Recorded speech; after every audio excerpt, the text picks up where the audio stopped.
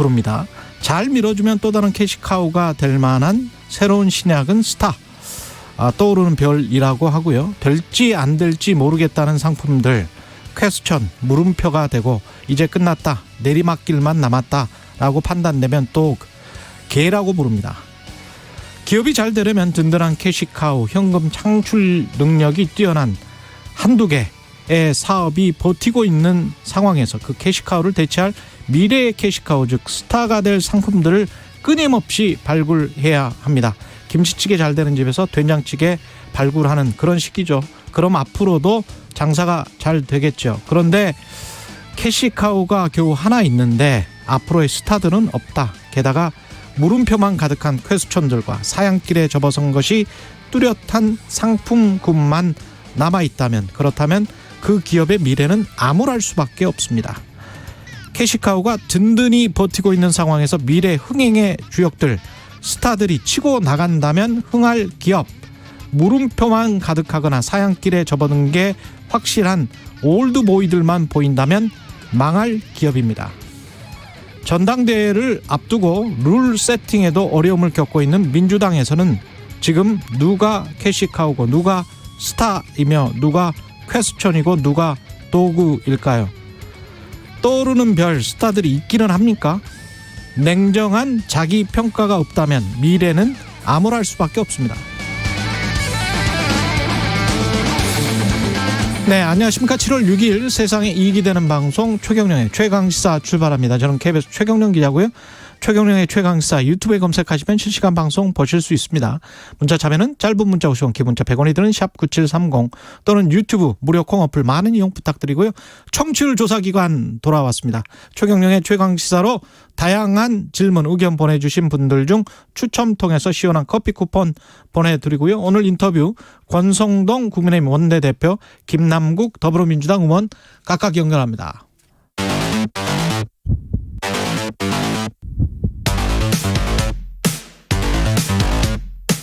오늘 아침 가장 뜨거운 뉴스 언박싱. 네, 뉴스 언박싱 시작하겠습니다. 민동기 기자, 김민아 시사평론가 나와 있습니다. 안녕하십니까? 안녕하십니까? 예, 윤석열 대통령이 어제 또 기자들에게 전 정권 장관 중 훌륭한 사람, 이렇게 훌륭한 사람 맞느냐 이렇게 답변을 했군요. 그러니까 최근 인사 문제와 관련해 가지고요. 송영열 그 성희롱했던 네. 예. 공정거래위원장 후보자하고 박순애 교육부 장관, 김승희 전 보건복지부 장관 후보자 같은 경우에 부실 인사 실패 지적이 있다, 이렇게 기자가 물었거든요. 예. 이 질문에 대해서 윤 대통령이 전 정권에서 지명된 장관들 중에 이렇게 훌륭한 사람을 봤느냐, 이렇게 답을 했고요. 그리고 인사 사전에 충분히 검증 가능한 것들이 많았다라는 질문이 추가적으로 나왔습니다.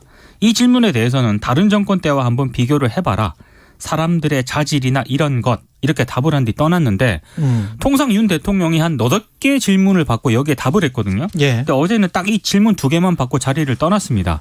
언론들은 불쾌감을 표시한 것이다, 이렇게 해석을 하고 있는데 얼굴 표정도 좀 안 좋았어요. 그렇습니다. 예. 근데 장관 임명식 할 때도요, 윤 대통령이 또 이 얘기를 꺼냈거든요. 그러니까 박순애 교육부 장관에게 임명장을 수여를 하면서 이런 얘기를 했습니다. 임명이 늦어져서 언론에 또 야당에 공격받느라 고생 많이 했다, 소신껏 잘 하시라, 이렇게 얘기를 했는데, 그동안 이제 이 박순애 교육부 장관과 관련해서 음주운전 이력이라든가 여러 의혹이 좀 불거지지 않았습니까? 이걸까지 좀 일축을 한 것 아니냐, 이런 해석도 내놓고 있는데, 우상호 더불어민주당 비대위원장이 이런 얘기를 했습니다. 윤 대통령도 이전 정부 인사인데 자기 모순 아니냐, 이렇게 비판을 했고, 그리고 지금 박민영 국민의힘 대변인도 이 비판을 했거든요. 예. 그동안의 인사 논란을 거론을 하면서 민주당도 그러지 않았느냐라는 대답은 민주당 입을 막을 논리가 될 수는 있겠지만 민주당처럼 하지 말라고 뽑아준 거 아니냐는 국민의 물음에 대한 답변은 될 수 없다, 이렇게 비판을 했습니다. 그 윤석열 대통령이 이렇게 얘기를 하는 게 처음이 지금 아니지 않습니까? 지난번에 이제 인사 관련 논란이 있을 때도 전 정권에서는 민변 출신으로 도배를 했다, 이렇게 얘기한 바도 있고, 그리고 이제 이른바 이제 이 검찰 출신에 편중돼 있다, 그다음에 보복사 우려가 된다, 이런 얘기 나올 때도 전 정권에서는 그러면 전임 정부 수사 안 했느냐, 이렇게 얘기한 바도 있고, 예. 어제도 사실 제가 이 말씀 드렸는데 그저께 이제 나온 이제 이 출근길 답변에서도 마찬가지 전 정부 얘기했는데 바로 그 다음 날 또 전 정부 얘기를 한 거잖아요. 그러니까 계속 반복되고 있는 문제인데 반복될 때마다 사실 이게 적절하지 않다라는 지적들이 나왔습니다. 그리고 지금 이제 이 여당 내에서도 민 기자님 전해주신 대로 이거 적절치 않은 대응이다라는 목소리가 나오고 있는 거고, 그리고 오늘 신문을 쭉 보니까 거의 모든 신문에서 사설에서 이 문제를 또 지적을 했어요. 그리고 중앙일보 같은 경우에 사설에서 이렇게 표현을 했습니다. 국민은 인사자금이 끊이지 않는 이유, 숱한 의혹에도 임명을 강행한 이유에 대해서 대통령으로부터 진솔한 설명을 듣고 싶은 것이다. 그것을 묵살하고 전 정권 장관보다 낫다는 식의 거친 한마디로 넘어가는 것은 납득하기 어렵다. 이 겸손하고 송구해야 하는 게 먼저다. 동아일보도 사설에서 이렇게 지적을 합니다. 윤 대통령이 생각하는 전 정권의 허물이 현 정권의 잘못을 정당화하는 구실이나 핑계거리가 될 수 없다. 전 정권이 실패했다고 생각한다면 비교 대상이 아니라 타산지석으로 삼는 것이 상식이고 순리다. 그렇죠. 그러니까 이게 전반적으로 공통적으로 나오는 지적이고 충분히 일리가 있는 지적이지 않습니까? 예. 그러면 이런 지적이 나왔다고 할 때 대통령이 태도를 바꾸는 것을 보여주는 것이 또 이 국민의 기대에 부응하는 일이거든요. 그래서 오늘 출근길에서라도 이런 답변에 대해서 내가 좀 잘못 생각했던 것 같다, 또는 너무 즉흥적으로 내가 답을 했던 것 같다, 이렇게 좀 그전의 발언을 좀 다듬고 좀 수정하는 그런 발언이 있어야 되지 않겠는가, 이런 생각을 하게 됩니다. 근데 이렇게 훌륭한 사람을 받느냐라는 이 대답과 야당의 언론에 공격받느라 고생 많이 했다. 그 음주운전, 만취운전 0.2% 이상 나온 네. 교육부 장관에게 이 이야기를 한 건데요. 이런 인식이면 겸손한 태도로 이어질 수 있을지는 의문이네요. 그렇죠. 이 인식 자체가 지금 이미 공격이라고 판단을 하고 있는 거잖아요. 그렇죠. 그냥 정당한 비판이라고 생각을 안 하는 것 같은데요. 그렇죠. 그리고 예. 윤석열 대통령이 계속 얘기하는 논리가 지금 전 정권하고 비교해 봐라도 있지만 또 뭐가 있냐면 도덕성이나 이런 데서는 이전의 정권하고는 큰 차이가 없지만 능력이나 자질 이런 거는 또 앞서 나가는 그런 사람들이다, 이런 예. 평가를 스스로 하고 있는 거예요. 그래서 지금 이 발언 내용들 중에 잘 보면은 어제 한 발언 중에 다른 정권 때와 한번 비교를 해봐라, 사람들의 자질이나 이런 것이라고 답한 다음에 넘어가지 않았습니까? 예. 그러니까 자질이라는 것은 무엇이냐에 대해서 따져봐야 되는데, 예를 들면은 지금 박순애 부총리 겸 교육부 장관의 경우에 계속 나왔던 지적이 이분이 교육 전문가는 아니다. 왜냐하면 이제 그 행정학과 교수 출신이기 때문에 그리고 교육과 관련돼 있는 그러한 이력이 이전에 없기 때문에 교수 출신이라는 거 말고는 그런 지적이 있었는데, 이것도 이제 자질이라든가 전문성이라든가 능력의 기준으로 판단할 수 있는 인사이냐는 이제 의문인 것이죠. 그리고 김승희 사퇴했지만 김승희 전 후보자 같은 경우에도 식약처 출신이긴 한데 보건복지부에서 다루는 어떤 영역의 정책이라는 게 식약처의 문제만이 아니고 의료정책 전반에 대한 어떤 그런 이 입장을 가지고 있어야 되고, 특히 코로나19 상황까지 고려를 한다면 거기에 더해서 이제 연금개혁이라든가 이런 것까지 같이 다루는 데가 보건복지부 그럼요. 장관인데 예. 어떤 이 적합성을 가지고 있는 거냐에 대해서는 의문이 있었거든요. 이런 것들을 봐도 언론이나 그다음에 야당, 그리고 심지어는 여당 내에서도 비슷한 비판이 나왔음에도 불구하고 대통령에게 이런 비판들이 첫째로 잘 전달되고 있는 거냐, 둘째로 잘 전달이 됐다라고 하면은 언론에 신문에 나는데 전달이 안 됐을 수는 없겠죠. 대통령이 이런 비판들을 받아들이고 있는 거냐에 대한 게 중요한데 지금 이런 발언이라면 받아들이지 않는 거 아닙니까? 예. 그러면 국민들은 그것 자체가 더 문제라고 생각을 한다는 거죠. 그래서 바뀌어야 됩니다, 태도가. 이재호 고문도 다른 방송에서 지적을 했지만 풀이 너무 작은 것 같아요. 그렇죠. 그러니까 주변 사람들, 그다음에 대학 동기들, 사법연수원 동기들, 아니면 후배들 이런 식으로 쓰고 있는 건데 그게 맞나 싶습니다. 그리고 야당 대통령 후보일 때의 언행과 집권 여당이 됐고 대통령이란 말이에요. 대통령일 때 언행은 전혀 달라야 되거든요. 그렇죠. 그러니까 참고로 대통령일 때는 솔루션을 제시를 해야죠. 그 당선 인사를 할 때요, 3월에 예. 윤 대통령이 이렇게 얘기를 했거든요. 참모 뒤에 숨지 않고 정부 잘못은 솔직하게 고백을 하겠다. 그렇죠. 이렇게 얘기를 했는데 예. 지금 이 언론의 비판이라든가 여기에 대한 대응 같은 걸 보면 좀 다른 모습을 보여주고 있는 것 같다는 생각이 들고요. 또 하나는 종이신문을 발행하는 흔히 말하는 전국 단위 종합일간지 외에도요, 보수적인 성향의 어떤 그런 그 신문 매체 있지 않습니까? 예, 인터넷 여기를 매체들. 논외로 하더라도 인터넷으로 발행하는 상당히 오른쪽에 가 있는 매체들마저도 이번 인사에 대해서는 상당히 비판을 하고 있거든요. 거의 극우 매체라고 볼 수 있는 그렇습니다. 그런 그런데 것들도. 그런 걸 봤을 때는 뭐 진보냐 보수냐 이거와 상관없이 이번 인사에 대해서 다 비판을 하고 있다라는 건데 인식이 좀 바뀌어야 되지 않을까 싶습니다. 일기 내각으로 치면 문재인 정부도 3명, 윤석열 정부도 이미 이제 3명이나 낙마를 했기 때문에 어떻게 보면 전 정권이랑 계속 비교를 한다고 하더라도 마지노선이에요. 이제는 그만해야 됩니다. 그렇죠. 예. 이제는 제대로 좀 검증을 해서 사람들을 내놓으시기 바라고요. 그다음에 그 비선 보좌 논란이 있네요. 이원모 대통령실 인사비서관이 있거든요. 근데 배우자가 이번 나토 정상회의 참석을 위한 스페인 방문에 동행을 했다고 합니다. 김건희 여사 일정을 지원하고 대통령 전용기를 타고 귀국을 했는데요. 일단 대통령실 공식 지책이 없는 민간인이거든요. 민간인이 대통령의 외국 방문에 동행을 하고 전용기에 탑승을 했다라고 하는 건데 이게 비선 보좌 논란이 그래서 제기가 되고 있는 거고요. 또 MBC 보도 등에 따르면 이 이원모 비서관의 부인이 나토 정상회의를 앞두고 대통령실 경호팀, 의전팀 등으로 구성된 사전 답사단과 함께 답사도 했대요? 예, 스페인으로 출국을 했고요. 스페인 방문 기간 또 김건희 여사 일부 업무를 도왔다라고 합니다. 이원모 비서관이 누구냐? 대전지검에서 월성 원전 수사를 담당한 검사 출신이고요. 윤 대통령이 서울중앙지검장 시절 함께 근무한 인연이 있습니다. 특히 지난해 8월에 윤석열 캠프 법률팀에 합류해서 김건희 여사 관련 의혹 등 네거티브 대응을 담당했던 그런 인물인데 후배 검사였던 거네요. 그렇습니다. 근데 후배 검사 부인을 데리고 간 거네요. 그렇죠.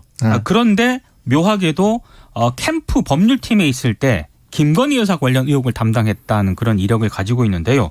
여기에 대해서 대통령 대변인실이 입장을 냈는데 일단 이 부인은 오랜 해외 체류 경험, 국제 행사 기획 역량을 바탕으로 이번 순방 기간 각종 행사 기획 등을 지원을 했다. 그리고 불필요한 논란을 없애기 위해서 별도 보수는 받지 않았다. 이렇게 얘기를 했고요. 민간인 자원봉사자도 순방에 필요하다면 기타 수행원 자격으로 순방에 참여할 수 있다. 이렇게 해명을 했는데 그럼에도 불구하고 상당히 좀 논란은 중폭이 되고 있습니다. 왜냐하면 대통령 전용기 공군 1호기에 탑승하는 것 자체가 아무나 탑승을 못하기 때문입니다. 그게 얼마일까요? 가치로 따지면. 어마어마한 특혜죠. 예. 비행기도 그렇고 네. 그다음에 숙소도 그렇고 이 필요한 이분이 이런 뭐 어떤 일을 하는 것인지는 뭐 모르겠으나 하여튼 필요한 업무를 하는데 필요한 비용은 어쨌든 지원을 했다는 거잖아요. 결론적으로 그렇죠. 얘기하면. 네. 그렇죠. 무슨 뭐 월급을 주거나 뭐 이런 건 아닐지라도 그런 것까지 고려하면 그게 이제 특혜심이나 이런 게 벌어질 수 있고 그리고 결과적으로 어쨌든 대통령이 순방을 하는데 그런 어떤 뭐 이 공식적으로 정해져 있는 어떤 자리에 직에 있는 핵심 참모도 아닌데 공사구별이 지금 전혀 안 되고 있는 거예요. 그렇죠. 이렇게 같이 움직이는 사람이다라는 것 자체가 어떻게 보면은 어디 가서 얘기하기 좋은 소재이지 않습니까? 내가 말이야라고 하면서 대통령하고 공군 1호기도 같이 타는 사람이야. 라고 얘기를 하면서 거기서 시작되는 여러 가지 국민이 우려할 만한 어떤 의문이 커질 수 있는 그런 지점들이 있는데 지금 너무 허술하게 상황을 보고 있는 거 아닌가라는 생각을 할 수밖에 없는 거죠. 이걸 보면서 이런 사례뿐이겠는가라고 또 사람들이 생각하게 될 수 있지 않습니까? 대통령은 자신이 아는 뭐 이런 사람들 또는 어떤 뭐 이 후배 검사가 지금 뭐 대통령 표현하신 대로 대통령실에서 무슨 직책을 맡고 있는데 배우자라는 이유만으로 그 사람 뭐 그거 잘한다면서 라고 해서 그냥 데리고 갈 수 있는 것이냐에 대한 의문이라든지 특히 그런 것들이 특히 김건희 여사 영부인을 중심으로 하는 잘 이게 어떤 것인지 판별이 안 되는 어떤 인적 관계 속에 포함되어 있는 거 아니냐는 의문이랄지 거기에 대해서 국민이 이제 의문이 되는 부분들이 분명히 있는 건데 왜 의혹과 의문 이런 것들을 키우냐 이게 이런 지적이 있을 수 있는 거거든요. 저는 상황을 허술하고 안이하게 보고 있다는 느낌입니다. 저는 이 뉴스를 보고 언뜻 생각나는 장면이 과거에 장교 아파트를 가면 있잖아요. 장군이 김장을 담는다고 하면 장교 부인들이 서열에 따라서 쭉 그 도맡아서 일을 하거든요. 거의 수발과 시중 뭐 이사를 간다고 하면 또 다 하고요. 뭐 그런 식이에요. 근데 검사들의 문화가 상명하복이 뭐 군인들만큼 세기 때문에 이거는 정말 공사구별이 안 되는 거거든요. 요새 군인들도 이렇게 하지 않을 텐데 이게 뭔지 모르겠습니다. 이렇게 하면 안 돼요. 그리고 이게 뭡니까 이게? 김건희 여사가 경남 봉화마을 방문했을 때 그때 또 한번 논란이 불거졌잖아요. 충남대 무용학과 경임 교수와 동행을 했는데 지인이다라고 얘기를 했거든요. 근데 이 논란이 좀 불거진 상황에서 또 이 논란이 불거지니까 이건 진짜 비선이 있는 것 아니냐. 그러니까 차라리 이럴 거면은 왜 제2부속실 얘기가 한때 나오지 않았습니까? 네. 김건희 여사의 일정이라든가 이런 거를 공식적인 어떤 그 행보에 넣어서 관리를 해야 된다라는 얘기가 나왔는데 또 나올 수밖에 없는 상황입니다. 그러니까 이분이 지금 이제 같이 움직였다라고 하는 이분이 정말 뭐 행사 기획과 그다음에 뭐 국제 행사에 해외에 오래 체류한 경험과 이런 것들이 정말 필요하다라고 판단했고 그것이 공적으로도 객관적으로도 뭐 증명될 수도 있지만 그럼에도 불구하고 앞에 말씀하신 그런 논란이 있는 상황에서 이런 이제 이전에 근무한 직연으로 얽힌 이 참모의 배우자다라고 하는 부분이 있으면 오히려 이것을 근거로 해서 그 사람은 적합하지 않을 것 같아. 이렇게 자르는 것이 맞지 않느냐. 이런 생각을 할 수 있는 대목이거든요. 그렇죠. 그런 것들을 유념해서 좀 인사를 했으면 좋겠습니다. 정부가 새 정부 에너지 정책 방향을 발표를 했고요. 탈원전 정책을 공식 폐기했습니다. 2030년까지 전체 발전원에서 원자력 비중을 30% 이상으로 확대하기로 했습니다. 그러니까 신한울 3, 4호기를 신속히 재개하기로 했고요. 건설 중인 원전 4기도 인근위에 준공하겠다는 그런 계획을 어제 발표를 했는데요. 반면에 뭐 재생에너지라든가 석탄, LNG와 같은 이른바 이런 그 새로운 어떤 그런 에너지에 대한 발전은 비중 목표치는 이번 방향에 담기지 않았습니다. 그래서 조금 논란이 좀 제기가 되고 있는데 세계적으로 이른바 아리백이 한때 또 좀 대선 과정에서도 좀 이 문제가 불거졌었는데 지금 석탄 화력 발전 비중 축소 없이 원전만 지금 확대하겠다는 그런 방침을 발표를 했는데 이거는 장기적으로는 우리 기업에게도 부담을 준다. 그리고 전체 경제에도 부정적인 영향을 미칠 것이다라는 우려가 나오고 있고요. 특히 뭐 환경운동 단체라든가 이런 시민단체들은 세계가 장기적인 안목에서 재생에너지를 강화하는 그런 쪽으로 가고 있는데 우리 한국만 지금 역행하고 있다라고 비판을 하고 있습니다. 이게 뭐 탈원전이나 또는 뭐 원전에 대한 뭐 가치 평가나 생각은 또 별도로 얘기를 하더라도 이 부분과 관련돼서는 크게 나누면 두 가지에 대한 국민적 우려가 있는 거잖아요. 첫째는 어쨌든 말씀하신 이제 에너지 믹스 이게 잘 앞으로 될 것이냐에 대해서 효율적으로 잘 될 것이냐에 대한 어떤 그런 부분에 대한 추가적인 설명이라든가 로드맵 이런 거를 더 충실히 하는 그런 작업들을 앞으로 해나가야 될 것으로 보이고 두 번째는 원전에 대한 안전에 대한 우려가 있어요. 그리고 지금 이제 원전 가동률을 늘리고 이 에너지 이 믹스에서 더 비율을 높이려면은 지금 가동되고 있는 원전들의 예를 들면은 안전 점검을 위해서 이제 뭐 가동률을 낮춘다든지 이런 것들에 대한 일종의 이 완화를 해야 되는 거잖아요, 지금. 그래서 예를 들면 안전점검 주기라든가 이런 것들을 더 늘려야 되고 그런 것들이 불가피한데 거기에 대한 우려가 있을 수 있거든요. 그런 그 안전에 대한 문제를 앞으로 어떻게 해결해 나가야 되는 것인지 뭐 핵폐기물이랄지 이런 것들에 대한 어떤 접근이라든가 이런 것들은 어떻게 보완해 나가야 된다는 것인지 이 정부가 정책적으로 원전 이용을 더 확대하는 것이 정책 방향이라고 한다면 그런 우려에 대한 어떤 대응이라든가 이런 것들도 있어야죠. 단지 이 원자력 학계의 원전은 안전하다. 이 설명만으로는 해소가 안 되는 문제가 있기 때문에 국민들의 이런 우려를 해소해 줄 수 있는 추가적인 어떤 설명이나 방안들이 있어야 된다고 봅니다. 신재생 에너지 같은 경우는 기술적인 단점이 분명히 있습니다. 그리고 핵발전소 같은 경우는 핵폐기물의 문제가 아직 해결이 안 된 그 측면이 있기 때문에 둘 다 약점이 있는 건 사실인데요. 제가 여기서 아주 재밌는 통계 하나를 말씀드릴게요. 핵발전소 같은 경우는 2030년까지 3.5% 정도 2020년부터 해서 한 10년 동안 성장을 3.5% 정도 별로 그렇게 성장하는 산업이 아닙니다. 그래서 580억 달러 전 세계 시장이 60조 원밖에 안 돼요. 우리 돈으로 따지면. 근데 신재생 에너지 같은 경우는 지금 당장도 8천억 달러 정도 됩니다. 그리고 연평균 8.5% 정도 성장할 것이다라고 예상을 하고 있고 2029년까지 비슷한 시기죠. 1조 7천억 달러 정도는 될 것이다라고 세계 시장에서 예측을 하고 있어요. 2천조 원이에요. 그러니까 하나는 한 7, 8년 후에 60조 원 시장인 것이고 하나는 2천조 원 시장인 거예요. 그러면 어디에 얼마나 투자를 하고 얼마나 수출을 할 수 있을 건지는 답이 나오지 않습니까? 게다가 우라늄 같은 경우는 러시아와 중국이 지금 굉장히 잡고 있거든요. 그렇죠. 네. 미국이 우라늄을 과거에는 굉장히 많이 수출을 했었는데 군사적인 이유, 그다음에 환경적인 이유 때문에 본인들 것만 쓰고 거의 새로 우라늄을 추출하거나 이런 거를 잘 안 합니다. 왜냐하면 거기에서도 민원이 엄청나게 많고 환경오염 문제가 있기 때문에 다른 나라 제3세계라고 불렸던 나라들 거를 많이 쓰고 있고 그 사이에 러시아, 중국이 지금 다 잡아버린 거예요. 우라늄 시장이랄지 핵발전소 시장이랄지 이런 것들을. 근데 이게 지금 러시아나 중국이랑 약간 사이가 떨어지면서 또 핵발전소는 계속 세우겠다, 수출을 하겠다 이런 식으로 이야기를 하는데 그 마켓 자체는 이렇게 작다. 이거는 알고 하시라. 예. 민주당 전당대회 룰을 놓고 파열음이 계속되고 있습니다. 안규백 전당대회 준비위원장이 어제 사의를 표했습니다. 생산적인 논의를 이끌어가는 게 어렵다고 판단했다는 게 이유인데요. 원래 그 전당대회 준비위원회 줄여서 전준위가 전당대회 규칙 의결 사항 가운데 중앙위원회 위원급 투표로만 치르던 당대표 최고위원 예비 경선에서 국민 여론조사를 30% 반영하는 안을 그렇게 내놨거든요. 근데 이게 비대위에서 뒤집혔습니다. 원래대로 중앙위원급 위원투표로만 예비 경선을 치르자 이렇게 의결을 했는데 이것만 의결한 게 아니고 또 하나를 추가를 했습니다. 전당대회 준비위원회가 정하지 않았던 최고위원 권역별 투표 제도도 도입을 했는데 아마 여기에 좀 반발하는 것으로 보입니다. 그러니까 비대위 안에 따르면 최고위원 선거는 1인 2표 권역별 투표제로 치러질 예정인데 예비 경선에서 8명의 후보를 압축한 다음에 본 경선에서 후보 2명에게 투표를 하게 될 거거든요. 근데 그 2표 가운데 1명은 투표자의 권역에서 출마한 후보자를 반드시 이제 찍도록 했습니다. 각 후보를 한 지역별 4개 권역으로 나누고 2표 가운데 1표는 자신이 속한 권역 후보에게 투표를 하도록 했는데 이 과정에서 안규백 위원장하고 우상호 비대위원장이 얘기를 했다 안 했다 소통을 했다 안 했다 이게 지금 논란이 좀 벌어지고 있는데요. 이해관계가 좀 부딪히는 지점이 있는 것 같아요.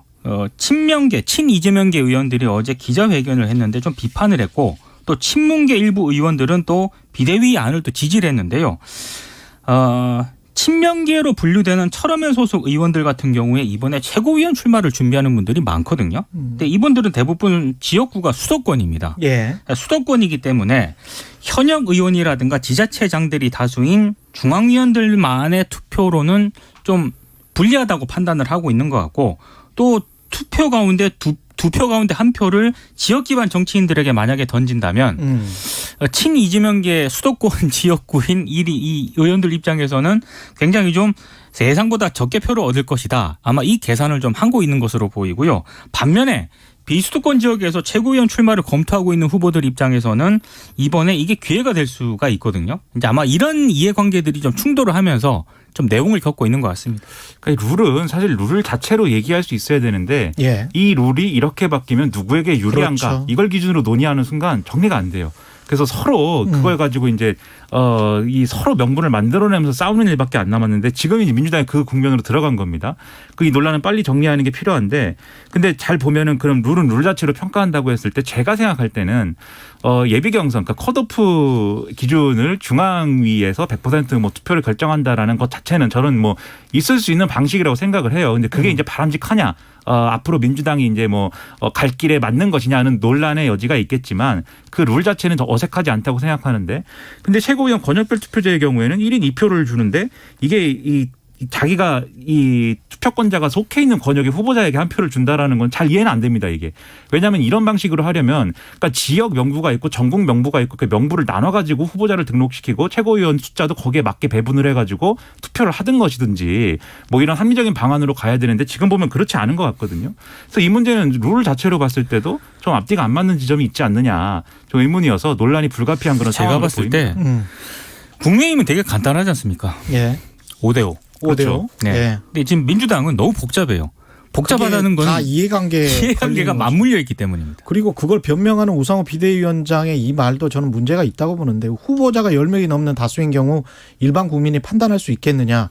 대통령 선거에서도 10명 이상 나와요.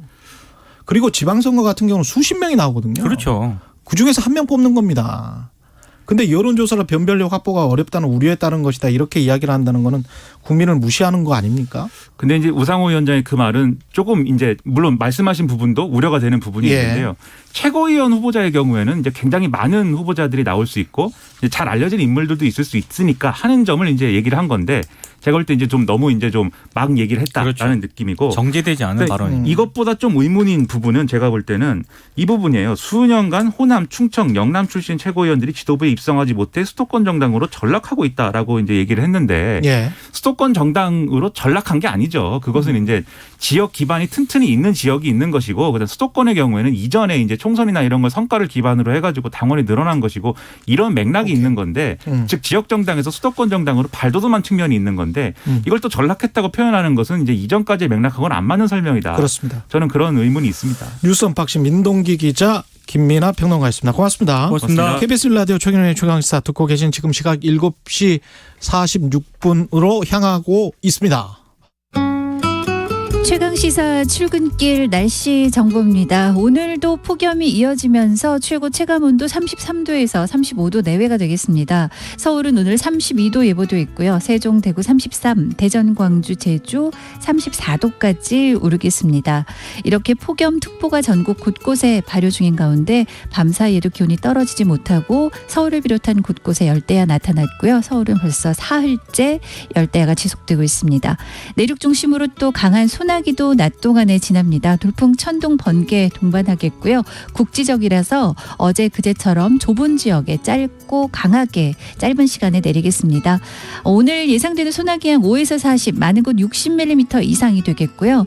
내일과 모레는 다시 장맛비 소식이 있는데요. 내일은 중부지방 중심으로 일부 남부지방과 더불어 금요일은 전국에 장맛비가 내리면서 우선 중부지방 먼저 내일부터 폭염의 기세가 한풀 꺾일 것으로 예상됩니다. 현재 서울 기온 27.5도입니다. 최강시사 출근길 날씨정보 최영우였습니다. 계속해서 이 시각 교통상황입니다. KBS 교통정보센터의 정현정 씨가 정리해드립니다. 네, 수요일 출근길입니다. 주요 도로 곳곳으로 일찍부터 정체가 시작된 곳이 있습니다. 먼저 경부고속도로인데요. 서울 방향으로 양재 부근에서 반포까지 6km가량 천천히 가고요. 경인고속도로도 역시 서울로 들어오는 차들이 많습니다. 부천에서 신월까지 제속도 못 내고요. 서울 시내는 강변북로 구리 쪽입니다. 가양대교에서 양화대교까지 정체 극심하고요. 양화대교에서 마포대교까지 서행하다가 마포대교에서 한강대교까지는 다시 답답한 흐름 이어갑니다. 반대 일산 쪽으로는 아직까지 대부분 구간에서 수월한데요. 동호대교에서 한강대교까지는 15분 넘게 예상하셔야겠습니다. 동부간선도로 상황은 어렵습니다. 성수분기점 방향으로 도봉터널부터 막히기 시작해서 군자교까지 정체인데요. 45분 이상 소요되겠습니다.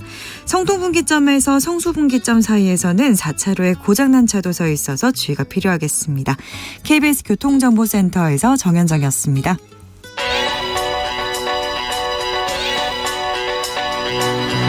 최강시사 박대기의 눈. 네, 지난달 물가 상승률 6% 기록했습니다. 하루하루 열심히 사는 시민들과 소상공인 어려움이 큰데요. 언제쯤 이런 고물가가 해소가 될죠? 박대기 기자, 박대기의 눈에서 좀 알아보겠습니다. 6% 물가, 이거는 좀 예상이 됐었던 거죠? 예, 그렇습니다. 사실 추경호 부총리도 6, 7, 8월 정도까지는 6%대 물가를 보게 될 수도 있다. 이런 발언을 미리 했었는데요. 이렇게 미리 발언한 거는 사실은 저 데이터들을 좀 보고 나중에 이제 6%대 물가 발표됐을 때 시장 충격을 좀 줄이려고 아마 그렇죠. 예, 발언한 것 같고요.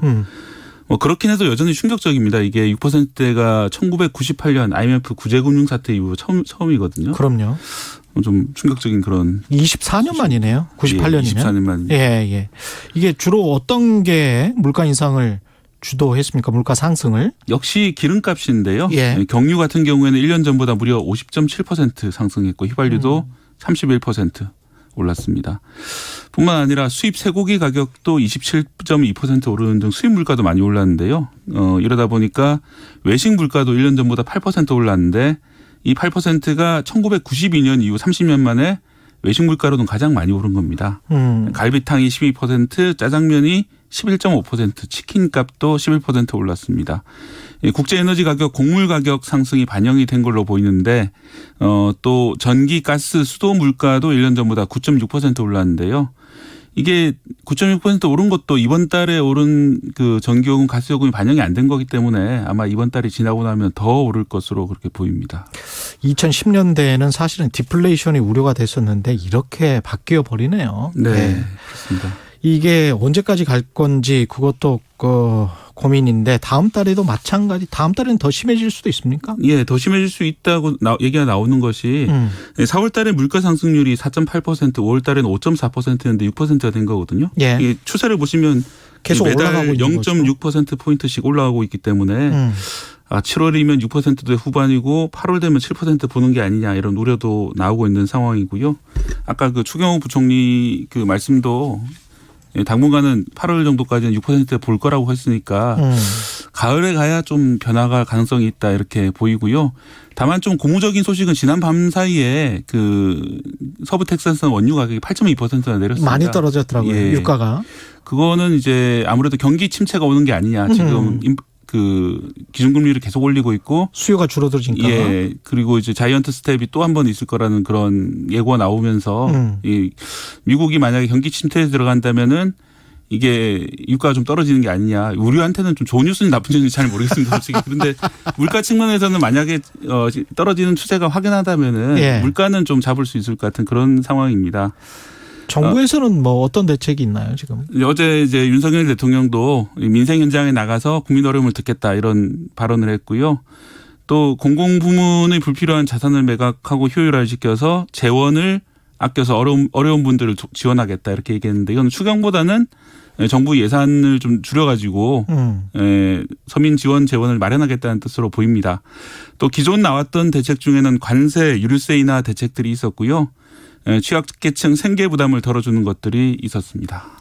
근데 유류세 인하는 지금 많이 좀 와 닿습니까? 효과 있나요? 좀 내리긴 했거든요. 분명히 6월 30일 대비해서 7월 1일부터 좀 내리긴 했는데 그게 세금을 깎아준 만큼 내리지는 않았습니다. 휘발유 같은 경우에는 리터당 57원의 유류세가 인하가 됐는데 그러면 리터당 57원을 낮춰서 파는 게 맞거든요. 예. 근데 지금 어제까지 제가 조사해본 바로는 전국 평균 가격이 28원만 내렸어요. 리터당. 그러니까 29원이 덜 내린 건데 그러네. 이게 정유사라든지 아니면 주유소에서 가져가고 있는 것인지 좀 의심이 드는 대목인데요. 이 정유업계 말로는 휘발유 탱크에 남아있는 기름이 그렇겠지. 있어서 그렇다. 재고. 예, 6월 달에 이미 구입해 놓은 휘발유가 있기 때문에 그게 소진돼야 이게 완전히 내릴 수 있다라고 하는데요. 보통 소진까지 1, 2주가 걸린다고 하니까 예. 이번 주말이나 다음 주에 되면은 실제로 57원이 내릴 수 있을지 좀 점검을 해봐야 될 것 같습니다. 그때는 또 유가가 또 아까 내렸다고 하니까 WTI 원유도 내리고 뭐 그러면은 또 새로운 원유 들어올 때는 또 네네. 가격을 좀 더 낮춰서 싸게 들어온다면은 분명히 예. 내려야 되는데 예. 충분히 내리지 않는다면 중간에 뭔가 이제 이쪽에서 혜택 받고 풍리를 취하는 사람들이 있기 저쪽에서 때문에 혜택 받고 예, 문제를 그럴 좀 가능성도 있는 것 같아요. 예. 그렇습니다. 이게 인플레이션이 특히 가난한 사람들 중산층 그다음에 중산층 중하층들에게 특히 타격이 크지 않습니까? 네, 그렇습니다. 그래서 이제 기초 생활 수급자들에게 긴급 생활 지원금을 지급하고는 있는데요. 1인 가구 경우에 연말까지 그 매달 6만 원 정도이기 때문에 좀 턱없이 부족하지 않느냐 이런 얘기가 나오고 있고요. 특히 이제 기초 생활 수급자에게 지급되는 생계급여의 경우에는 전에 결정이 됩니다. 올해 아무리 물가가 오르더라도 지난해 이미 결정이 돼 있는 그런 금액이고 게다가 이 금액 자체도 물가를 감안해서 나오는 것이 아니라 중위소득이라고 전체의 중간 정도 되는 근로자 소득이 30% 이런 식으로 결정이 되거든요. 예. 그렇기 때문에 물가가 지금처럼 많이 오르고 임금이 천천히 오르는 그런 경우라면은 결국은 이 그 생계급여로 과연 생계가 가능한가 이런 이야기들이 나올 수밖에 없는 그런 상황입니다. 물가가 이렇게 뭐 고공행진을 하고 있기 때문에 중앙은행, 한국은행은 어쩔 수 없이 금리를 인상할 수밖에 없을 거고 빅스텝 0.5% 이상은 올릴 것 같은 거죠. 지금. 네, 13일로 지금 예정이 돼 있는데 금통위가요. 아마 그때 올리긴 할 텐데 빅스텝이 될 거냐 아닐 거냐 좀 논란은 좀 있는 상황인데요. 예, 워낙 그 미국의 연준에서 자이언트 스텝 가능성이 높게 점쳐지고 있기 때문에 거기에 좀 미리 사전 대응하기 위해서 빅스텝이 가능할 수 있다 이런 분석들이 지금 증권계에서 나오고 있는 상황이고요. 이렇게 금리가 올라가게 될 경우에 또 다른 문제도 있습니다. 이제 많은 가계 대출이 많은 가계뿐만 아니라 수많은 중소기업 그리고 일부 대기업까지도 이 고금리 영향을 받을 수밖에 없고 뭐 투자가 위축되고 경기가 침체될 우려가 있기 때문에 뭐 그런 점들에 대해서 대응을 해야 될 것이고요. 환율 방어도 또 외국 자본 네. 빠져나가는 거 그것 때문에도 좀 외환 보유가 좀 줄어들고 있잖아요. 예, 지난달에 지금 현재. 94억 달러 줄어가지고 이제 2008년 이후에 가장 많이 줄었는데 이것도 이런- 2008년 이후. 예, 지금 당장은 좀 외환 보유가 충분한 상황입니다. 하지만 그렇죠. 이게 이제 몇 달간 계속되면 위험할 수 있고요. 이렇게 경기가 좀 내려가는 국면 그리고 이제 물가가 많이 오르는 국면에서는 아무래도 가난한 사람들 좀 도움이 필요한 사람들이 더 어렵기 때문에 이쪽으로 좀 지원이 집중돼야 될 것 같습니다. 예, 지금까지 박대기의 눈 KBS 박대기 기자였습니다. 고맙습니다. 감사합니다.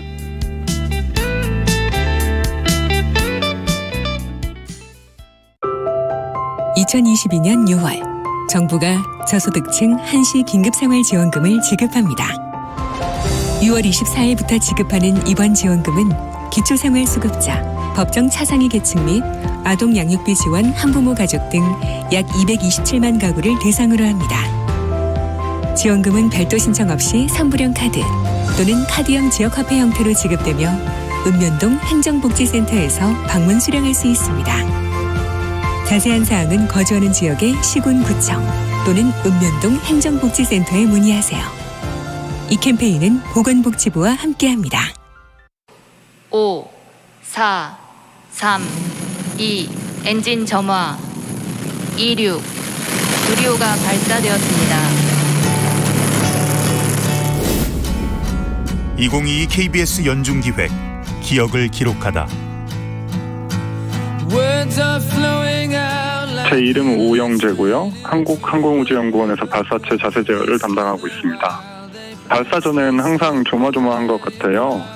저는 이제 끝나고도 제대로 목표를 수행했는지 보고서를 보느라고 몰랐는데 첫 교신이 됐다는 소식을 듣고 나서 그제서야 완벽한 성공을 했구나 했었습니다. 비행 정상, 고도 100km 통과. 나로 첫 발사가 2009년이었는데 저는 그때 고등학생 때였어요. 제가 그때도 이곳 나로우주센터에 있었는데 발사 현장을 라이브로 보면서 친구들이 넌 그럴 줄 알았다, 신기하다, 혹은 성공을 축하한다 이런 얘기를 많이 했었고요. 정말 어떻게 보면 미국, 일본에 비해서 정말 작은 예산으로 이렇게 성공을 한 거라서 우리나라 발사체 개발에 참여해주신 모든 산업체 연구진들이 대단하다고 생각합니다. 다들 멋지게 끝까지 성공을 하고 싶었던 것 같아요. 항공우주연구원 비행성능팀 오영재 연구원은 기억합니다. 나로호 발사를 응원했던 고등학생이 누리호 발사 운영자가 됐습니다. 100% 순수 우리 기술로 개발한 누리호. 단 하나의 나사, 1분 1초의 오차와 실수도 허락할 수 없었습니다. 그리고 마침내 한 소년의 작은 꿈이 대한민국의 큰 꿈을 이뤄냈습니다. 당신과 대한민국의 기억, KBS가 기록합니다.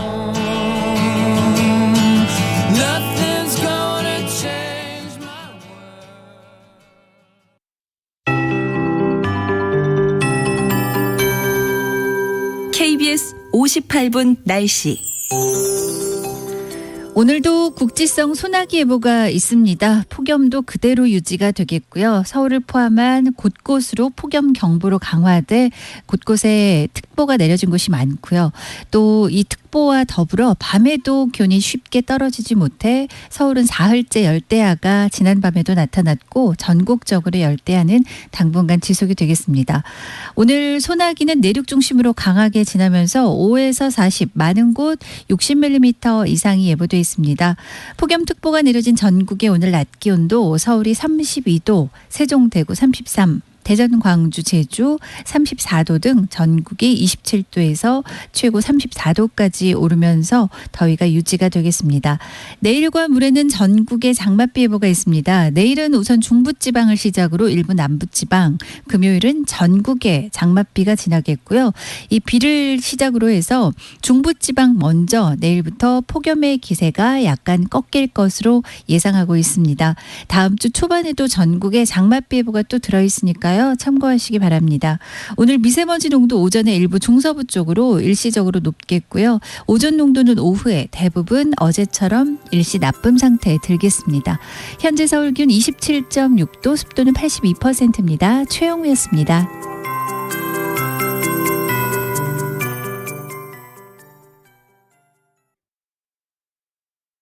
정성을 다하는 국민의 방송 KBS가 8시를 알려드립니다.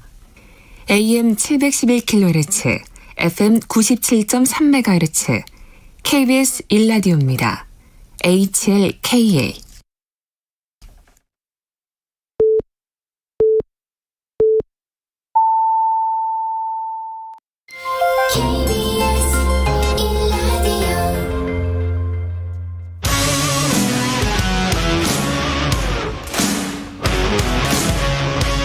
오늘 하루 이슈의 중심 최경영의 최강 시사. 네, 후반기 국회 극적으로 정상화 물꼬는 텄지만 여야 대치 국면이 한동안은 계속될 것 같습니다. 어제 김진표 국회의장이 여야 원내대표들을 차례로 만나서 신속하게 원구성 협상 마무리해달라고 요청했는데요. 권성동 국민의힘 원내대표 전화로 연결돼 있습니다. 안녕하세요, 대표님. 예, 안녕하세요. 권성동입니다. 예. 그 통큰 결단이다 자찬을 했고 서로 또 양보를 요구하고 있는 그런 분위기인데 사개특위 구성 요거 하나만 해결되면 되는 겁니까? 그렇죠. 법사위 체계 자구 심사 기능 축소는 이미 작년에 법률에 반영이 돼 있고요. 예. 그다음에 소위 말해서 검수완박법에 대한 권한쟁의 심판 청구에 대한 취하는 민주당이 말이 안 된다고 그러는 이제 철회를 했고, 사개특위도 하도 그것도 검수완박하고 똑같이 강행 처리, 일방 처리됐는데, 저희들은, 그러면 위원장을 달라. 그리고 위원을 동수로 하자. 여야 5대5. 예. 그렇게까지 양보했음에도 불구하고, 예. 모든 걸 틀어주겠다면서 지금 상임위 구성 협상에 대해서 제대로 응하지 않고 있는 실정이죠. 그럼 대표님은 양보했음에도 불구하고 이렇게 말씀을 하셨는데, 예. 민주당 박원군 원내대표는 모든 상임위는 의석수에 비례해서 배분하는 건데 5대5 동수의 사개특위 위원장이 국민의힘이면 국민의힘이 왜 그러냐면은 예. 우리가 검수완박 법안에 대해서 반대를 했고 예. 또 극렬하게 투쟁을 했잖아요. 예. 그런데 거기에 대해서 그걸 정상 운영하자 그러니까 그럼 정상 운영 우리가 반대하는 그 특인데 정상 운영하자 그러니까 그러면은 우리가 참여할 명분을 줘라. 참여할 명분을 줘라. 예, 그렇게 되는 거 아니겠습니까? 우리는 거기 안 하겠다.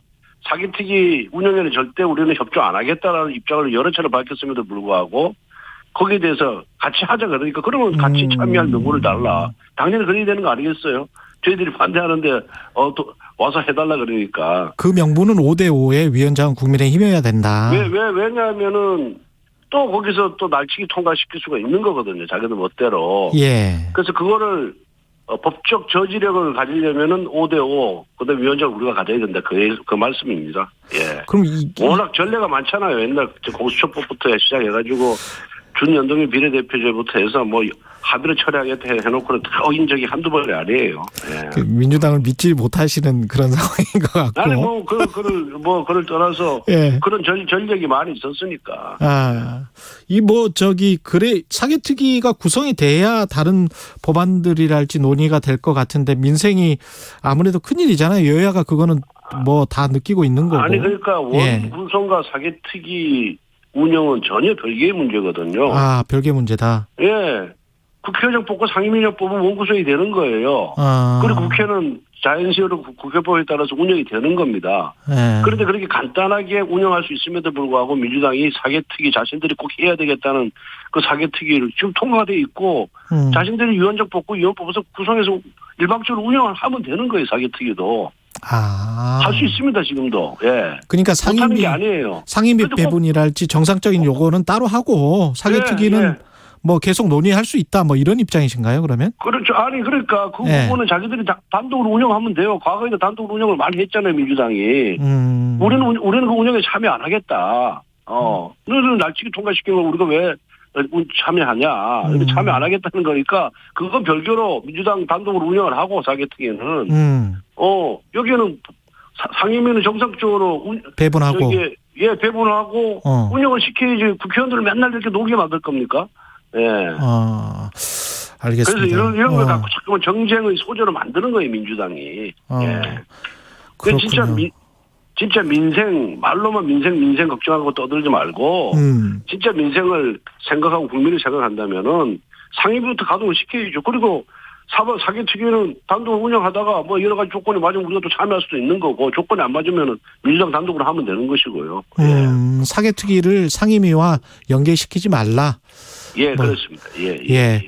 그 윤석열 정부 첫 고위 당정 협의 회의도 오늘 있는데 당정대 회의라는 말을 언론에서 자주 사용을 했거든요.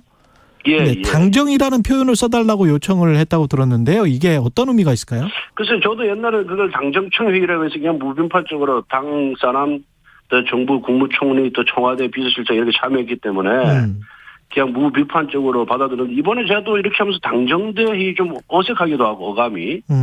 그리고 정부라는 거는 청와대 정부는 한몸이잖아요. 예. 예. 그래서 그걸 분리해서 굳이 할 필요가 있느냐? 되냐. 네. 그런 생각을 좀 했습니다. 그리고 뭐 이제 청와대 입장에서는 청와대의 그런 우월적 지위를 탈피하겠다. 그런 이미지를 탈피하겠다라는 그런 의미에서 당정이라는 표현을 쓰자라고 한 것이 아닌가. 예, 그렇게 보고 있고요. 뭐 그 이유에 대해서는 저한테 설명한 적은 없고 또 실제 이 당정청 회의 운영에 관한 훈령이 있거든요. 국무총리 훈령이. 예. 거기도 보면은 당정 협조에 관한 처리 지침 이렇게 돼 있습니다. 청와대가 빠져 있어요. 그래서 그 훈령의 그 내용이라야 그 명칭하고도 걸맞는 것이 당정회의다, 고위 당정회의다 이렇게 보면 될 것 같습니다. 근데 이제 대통령실에서 지금 하는 일들 특히 이제 나토 정상회의 갔다 와서는 지지율이 좀 오를 줄 알았는데 지금 지지율 데드크로스 이야기까지 나오고 있고요. 예. 좀 걱정이 되실 것 같아요. 뭐 아무래도 지지율이 높아야 국정 운영하는데 좀 동력이 생기고 그다음에 또 자신감도 생기고 해서 지지율이 뭐 절대적인 건 아니지만은 아주 중요한 지표다 저는 그렇게 생각을 하고 있습니다. 그런데 지금 워낙 경제 민생 상황이 어렵고 또 문재인 정부로부터 3중고를 물려받지 않았습니까? 고금리를 비롯해서. 그래서 이러한 민생 문제가 나아지지 않으면은 그리고 이 우리 당내 갈등 상황이 조기에 수습되지 않으면은 저는 이 지지율이 그래서 단시간 내에 올라가기가 어렵다 그렇게 보고 있습니다. 예. 세계 경제 상황이나 구조 환경 이게 이제 어려운 것은 사실인데, 근데 이제 대통령이 그 하는 말씀 있지 않습니까? 그게 이제 어떻게 보면 이제 스타일이고 대응 방식인데 뭐 근본적인 대책이 없다. 물가 상승에 관해서는. 뭐 이렇게 근본적인 대책이 없다는 그렇게 말씀하신 적은 없죠. 예, 그건 언제 그렇게 말씀하세요? 아니 근본적으로 대처할 방안이 없다 이렇게. 이게 국외 요인과 국내 요인이 있습니다. 물가 경제가.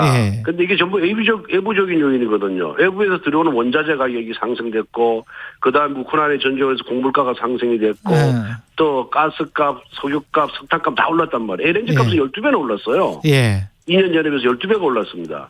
그러니까 이런 외부적인 요인은 우리가 통제 불가능하지 않습니까?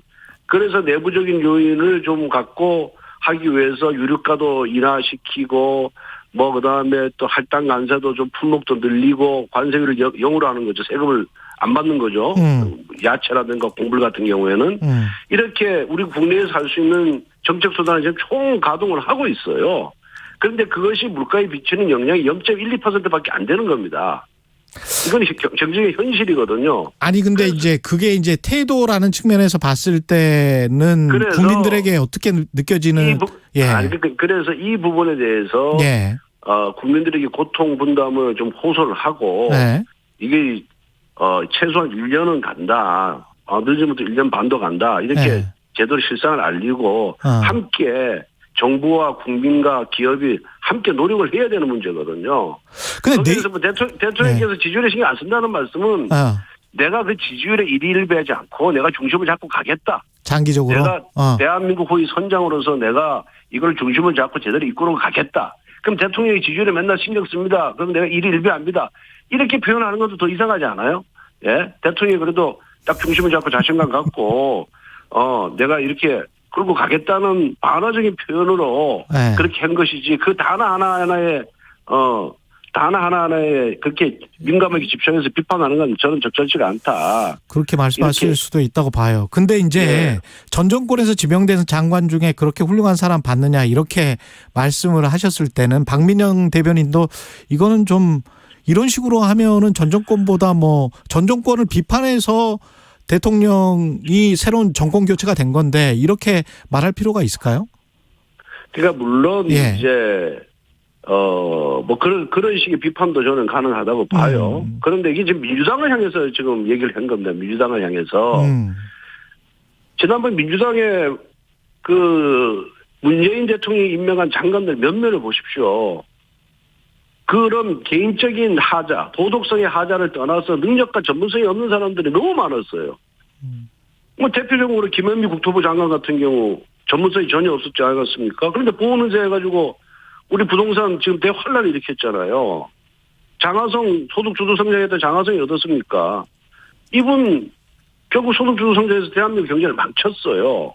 그 동생 장호는 2,500억 펀드 환매 중단으로 구속 기소됐지 않습니까?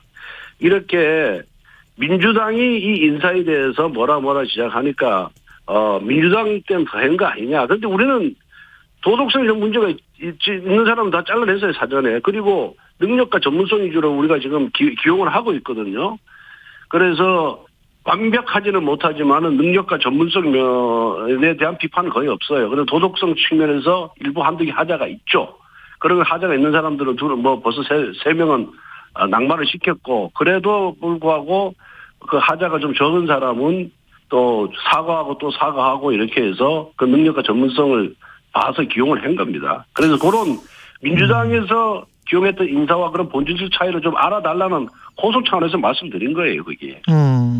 그리고 실제 지금 많은 장관 후보자들하고 접촉을 하고 하지만은 이 청문회 때문에 사소한 도덕성의 하자도 계속해서 그렇게 정치적 비판과 비난을 가하는 이런 정치 환경 때문에 진짜 더 뛰어난 능력을 갖고 있는 사람들도 지금 거부하고 있습니다. 그래서 대통령도 굉장히 그렇게 완벽한 사람을 찾으려고 노력을 하는데 정말 찾아보면 찾아볼수록 없다. 그러니까 능력과 도덕성, 능력과 전문성 면에서 좀 떨어지면은 도덕성은 괜찮은데 능력 전문성 때문에 또 도덕성 측면에서 좀 일부 하자가 발견되고 있어서 뭐 굉장히 고심 중이다. 사람 찾기가 정말 어렵다면서 그런 말씀을 저한테 하소연하시더라고요. 예. 근데 저 대표님 말씀도 이해는 되는데 사소한 도덕성의 하자라고 보기에는 김인철 장관 같은 경우도 장관 후보자 김인철 장관 후보자 같은 경우도 술집에서 박사 논문이랄지 후보자도 그렇고 그 부분에 대해서 한번 뭐 제가 잠깐 민주당과 비교하고 싶지는 않은데 민주당에서 임명했던 사람들 한번 몇몇하고 한번 비교를 해보십시오. 물론 이거 잘했다는 건 아니에요. 잘했다는 건 아니지만은 아니지만은 그 사람이 그렇게 발언하고 술자리에서 술이 취해서 그런 발언하는 것 자체는 잘못되고 비판받아 마땅하죠. 그런데 그 외에 나머지 능력과 전문성 면에서는 아마 대한민국 탑일 겁니다. 그 분야에 있어서는. 송웅열 지금 공정거래위원장 말씀하시는 거죠? 공정거래위원장 같은 경우에. 그래서 그 부분에 대해서 또 사과를 했잖아요. 그죠? 그 당시에 사과를 했고 또 당사자가 문제를 안 삼았어요. 그래도 잘못된 거죠. 잘못된 거지만은 또 사과를 하고 계속 사과를 하니까 국민들께서 그런 진정성을 봐주고 그런 능력을 봐서 한번 또 일하게 할 수 있는 기회를 주는 것이 어떻게 했느냐는 게 제 개인적인 생각인데 그럼에도 불구하고 국민들이 안 된다라고 한다면 방법이 없는 거죠. 근데 본인도 그래서 낭바 가능성까지 있다고 자기가 언급했지 않습니까? 그만큼 진솔하게 지금 나오고 있으니까 한번 좀 지켜봐 주시죠, 뭐. 지난번에 나토 정상회의 김건희 여사 갈 때 인사비서관 부인 신모 씨가 나토 정상회의 참석 일정에 동행을 했다고 이제 동아일보가 보도를 했잖아요. 이거는 어떻게 봐야 됩니까? 공사가 좀 구별이 좀 안 되는 것 같은데. 저도 사실관계를 파악을 못했고, 그 어떤 경위로 그렇게 했는지 또 언론 보도가 사실인지에 대해서 저도 잘 모르겠는데 사실을 전제로 놓고 볼 때, 그 대통령이 국정 수행 과정에서 꼭 공직자만 수행하라는 법은 없거든요. 필요하면은 외부 민간인도 데리고 갈 수 있다 저는 그렇게 보고 있어요. 그래서 우리도 대통령 행사 때 보면은 뭡니까 우리 유명한 가수 거기도 문재인 대통령 때 보면 수시로 동원을 하잖아요, 그죠? 그 유명한 뭡니까 우리 BTS 갔었어요? BTS 수시로 해외 방문할 때마다 동원해가지고 같이 무슨 퍼포먼스도 벌이고 그랬잖아요, 문재인 대통령이. 근데 대통령 전용기를 같이 타고. 대통령 전용기도. 수행이나 거의 수발하는, 아니 공무 수행 과정에서 예. 공무에 도움이 되고 보조를 하고 지원을 했다 그런다면은 네. 그건 일단은 특별 수행원인 거예요.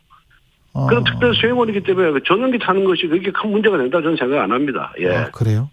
근데 제가 강릉 지역구에 가서 어떤 공식적인 행사를 하는데 저를 그 행사에 꼭 도움이 필요한 민간인이 있다. 예. 그 민간인이 무료 봉사를 한다.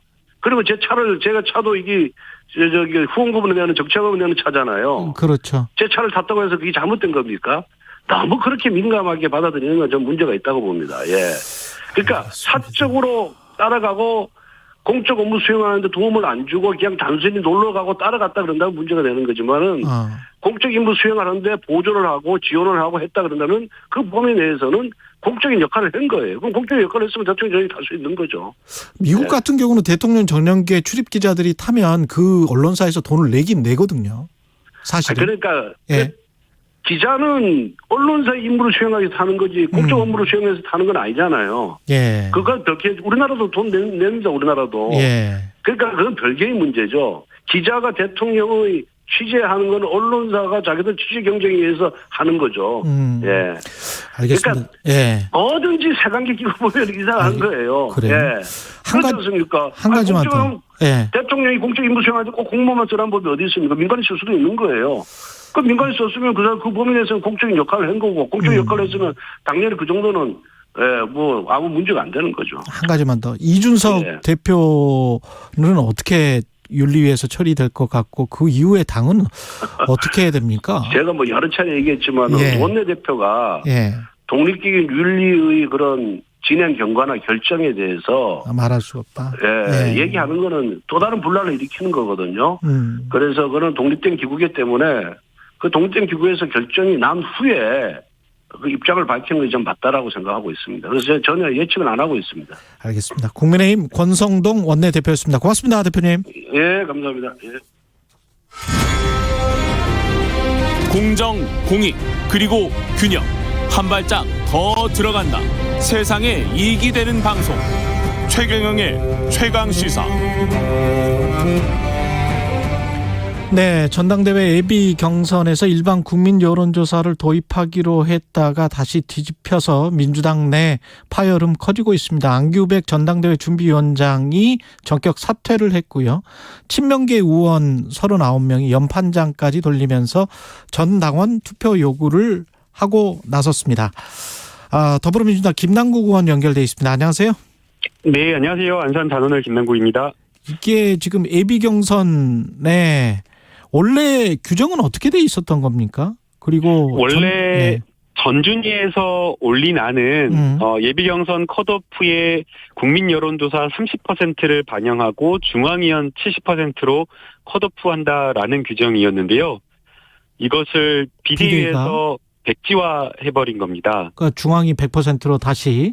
네. 그리고 최고위원 투표와 관련되어서 2표를 저희가 행사할 수 있도록 되어 있는데 그중에 이제 한 표를 권역별로 나눠가지고 자기가 속해 있는 권역에 출마한 최고위원에게만 투표할 수 있도록 전혀 논의되지 않았던 정말 듣도 보도 못한 정말 기괴한 안을 갑자기 들고 나와서 통과를 시켜버린 겁니다. 이게 그 우상호 비대위원장 이야기를 할지 언론 보도를 보면 지역 대표성을 보완하기 위한 그런 방식인 것 같은데 그 어떻게 생각하세요? 허구적인 주장이고요. 사실관계가 완전히 틀립니다. 그러니까 최근에 몇 년 동안 호남, 충청, 영남권의 최고위원이 당선되지 않았다라는 그런 이야기를 하시더라고요.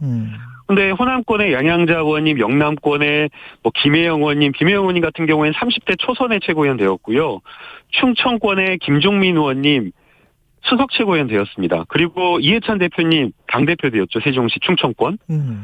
다 그렇게 되었는데 없는 사실로 가지고 무슨 지역 안배가 안 된다라고 이렇게 주장을 하는 것은 정말 말도 안 되는 주장이라고 생각이 되고요. 그리고 지역 안배를 한다고 하더라도 가장 그 권리당원들 개인이 가지고 있는 그 자유로운 투표를 제한하는 방식으로 하는 것은 잘못되었다라고 생각이 듭니다. 그런데 비대위는 왜 이렇게 바꾼 거예요? 100%? 저는 이게 기득권 지키기라고 보는데요. 특정한 사람, 특정한 세력을 최고위원회에 보내기 위한 꼼수라고 저는 보입니다. 아, 그래요? 네. 그러면 그것 말고는 생각할 길이 없습니다. 이미 계산이 돼 있다? 이미 계산을 하고 저는 의도된 작전이 아닌가, 꼼수가 아닌가라고 생각이 됩니다. 그럼 어떻게 해야 공정한 겁니까? 저희가 이게 충분히 논의가 되었는데요. 저희가 과거에서부터 많이 이야기가 되었던 게 당내 민주주의, 그리고 당내에 좀 더 많은 당원들이 참여하고 당원들의 의사가 반영되는 그런 구조를 만들어야 된다라고 이야기를 하고 있고요. 예.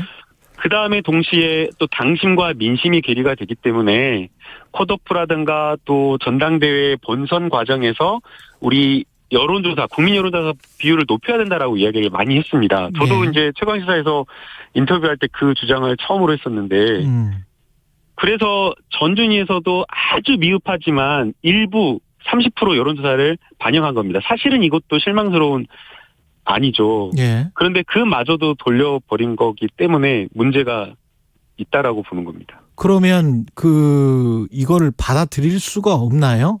어떻게 해야 되나요? 그러면 어떻게 풀어야 될까요? 이건 당연히 받아들일 수가 없죠. 왜냐하면 이거는 진짜 당내의 민주주의를 죽이는 결정이고 당내의 계파주의를 더 강화하고 기득권만을 지키기 위한 그런 전대 룰이기 때문에 예. 혁신과 쇄신과도 완전히 거꾸로 가는 퇴행적인 전대 룰입니다. 그래서 당연히 이것은 받아들일 수가 없고, 그래서 이제 어제 저희가 긴급하게 한두 시간 정도 이제 기자회견 참여하실 의원님들 모았는데, 처음 모았을 때 한 40여 명 정도 모였는데요. 예. 이제 추가로 해서 지금 현재는 65분의 의원님들께서 지금 반대하고 있는 상황입니다.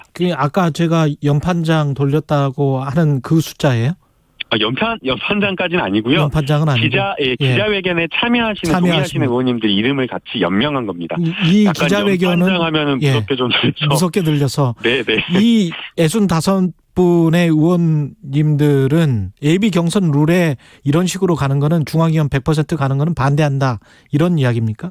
예비 경선도 그렇고 최고위원회 룰 문제도 마찬가지라고 생각이 됩니다. 최고위원회 룰도 좀 설명을 해주세요. 아까 방금 말씀드린 권역별로 투표하는 건데요. 예, 만약 이게 너무나 문제가 많은 건데 제대로 논의조차 안 됐다라고 하는 것이요. 지금 비례대표 의원이 출마하는 경우에는 권역별 표를 못 받는다고 합니다. 그리고 해외에 있는 우리 많은 권리당원분들도 있는데 이 권리당원도 역시나 마찬가지로 권역별 투표에 참여를 못하게 되고요. 그 다음에 또 동시에 정책대의원들 한 7천여 명, 8천여 명 있는데 이 정책대의원들도 권역별 투표를 못하게 되는 상황이 발생하게 됩니다. 지금 그러니까 말씀하십시오. 이런 여러 가지 문제를 전혀 생각해보지 않고 그냥 구멍이 숭숭 뚫린 룰을 만든 거고요. 더 나아가서 만약에 이 권역에 후보자가 나오지 않으면 또 투표를 못하게 되는 그런 사표가 발생하는 문제가 있고, 후보자가 나온다고 하더라도 만약 당원들이 그 후보자가 마음에 들지 않는다라고 하면 사표가 대량 발생하는 문제도 있는 겁니다. 그 당무위에서 만약에 납득할 만한 결정이 안 나오면 이거는 어떻게 해야 돼요? 전당원 투표 같은 걸 붙여야 돼요? 어떻게 해야 됩니까? 지금 원래 이제 당무위에서 의결해서 결정하도록 되어 있는데요. 예. 부결될 거라고 보고 아마 그 의결하는 절차까지도 못 갈 거라고 생각이 됩니다. 그리고 이제 만약 그렇게 된다고 하면 이것은 매우 중대한 문제이기 때문에 비대위나 당무위 차원에서 결정할 것이 아니라 전당원 투표를 통해서 결정하는 것이 맞지 않나 이렇게 보고 있습니다. 그러면 지금 의원님은 전대위 안 그대로 가자, 그러면 뭐 되는 거예요?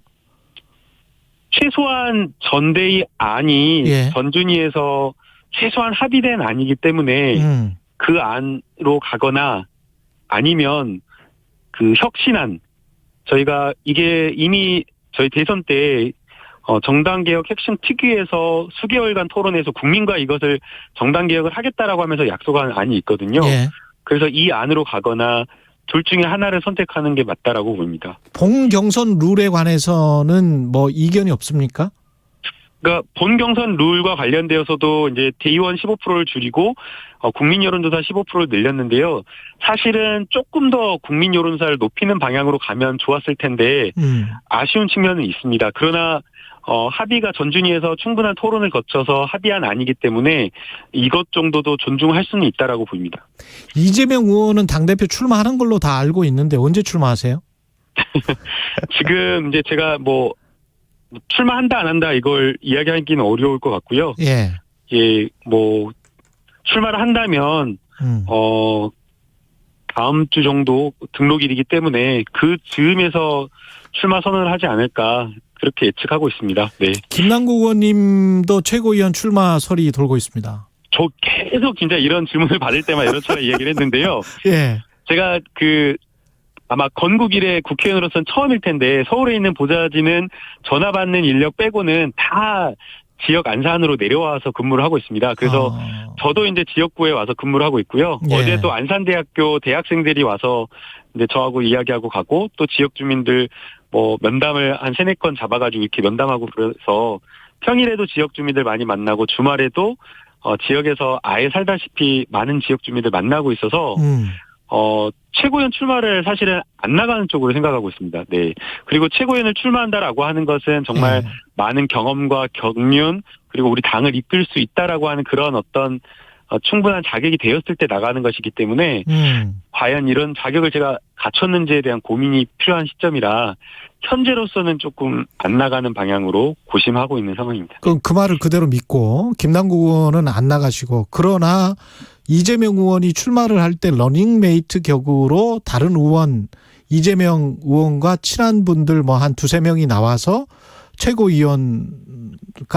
최고위원회까지 어떤 장악하는 시나리오 뭐 이런 언론 보도들이 있더라고요.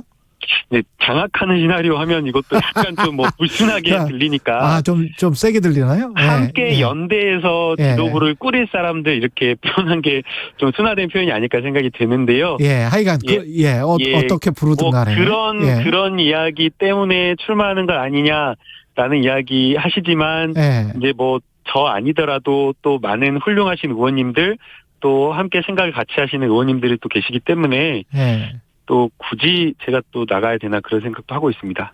박지원 전 비대위원장은 지금 계속 나가겠다 유권 해석을 좀 다시 해달라 권리당원 뭐 자격이 안 된다고 하니까 그런 이야기를 하는데 어떻게 보세요? 본인이 계속 유권 해석을 하고 계셔서 당에서 무슨 더 유권 해석을 해야 되나 좀 답답하기도 합니다. 처음에는 뭐 피선거권이 없다고 당무위에서 예외적으로 승인을 해야 된다. 그렇게 이야기를 하셨다가 또 최근에는 말을 바꾸셔가지고 피선거권이 있다라고 말씀을 하셔서 뭐 저희가 어떻게 해야 될지 모르겠는데 어쨌든 이게 당원 당규의 원칙을 정하고 있습니다. 그래서 여기에 대해서 예외적인 특혜를 달라고 하는 것이 저희가 공정과 상식이라고 하는 이런 어떤 사회적 가치에 비춰봤을 때도 바람직하지 않고 원칙을 훼손할 만한 원칙에 대한 예외를 이렇게 인정할 만한 특별한 사정이 있는지도 의문입니다. 그래서 조금 너무 좀 지나친 측면이 있기 때문에 박지원 전 비대위원장님께서도 조금 더 주변의 목소리를 듣고 내 생각이 무조건 옳은 것은 아니구나 틀렸을 수도 있구나 그런 좀 겸손한 자세를 좀 갖는 것이 필요하다라고 생각이 됩니다. 당대표 출마 못하는 게 그 이재명 의원의 의중이 뭔가 반영된 것 같다 이렇게 지금 이야기를 하고 있잖아요. 박지원 전 비대위원장은. 그거에 이제 근거가 없는 이야기인 거죠. 근거가 없다. 그러니까 너무 이렇게 세상을 이제 자기중심적으로 생각하고 본인이 굉장히 막 엄청난 대단한 사람이라고 생각을 하시는 것 같아요. 근데 겸손하게 생각할 필요가 있다고 생각이 됩니다. 대선 주자인 이재명도 당대표를 해야 될지 말아야 될지 너무 고민하고 내가 하면 잘할 수 있을까 이게 될까 이런 고민하고 우리 당내 3선 4선 의원님들조차도 많은 당원들의 사랑을 받는 분들도 고심하고 아직 자격이 안 된다고 이야기하는데 더불어민주당 너무 김남국 의원이었습니다. 고맙습니다. 네, 감사합니다. 잠시 후 8시 반부터 일부 지역국에서는 해당 지역 방송을 보내드립니다. 인생에서 가장 중요한 건 역시 사랑이죠. 그 사랑을 위해 경제 공부도 꼭 해야 합니다. 여러분이 사랑하는 사람을 행복하게 해줄 알짜 정보만 쏙쏙 전해드리는 홍사원의 경제쇼. 오후 4시 5분 불타오르는 열정으로 준비하겠습니다.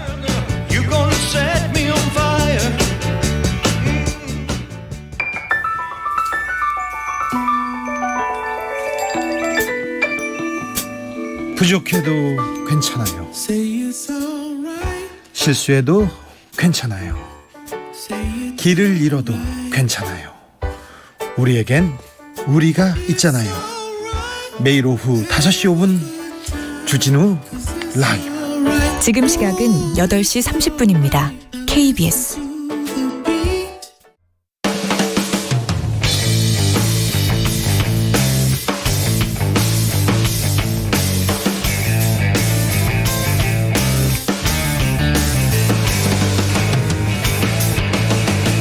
최경영의 최강 시사.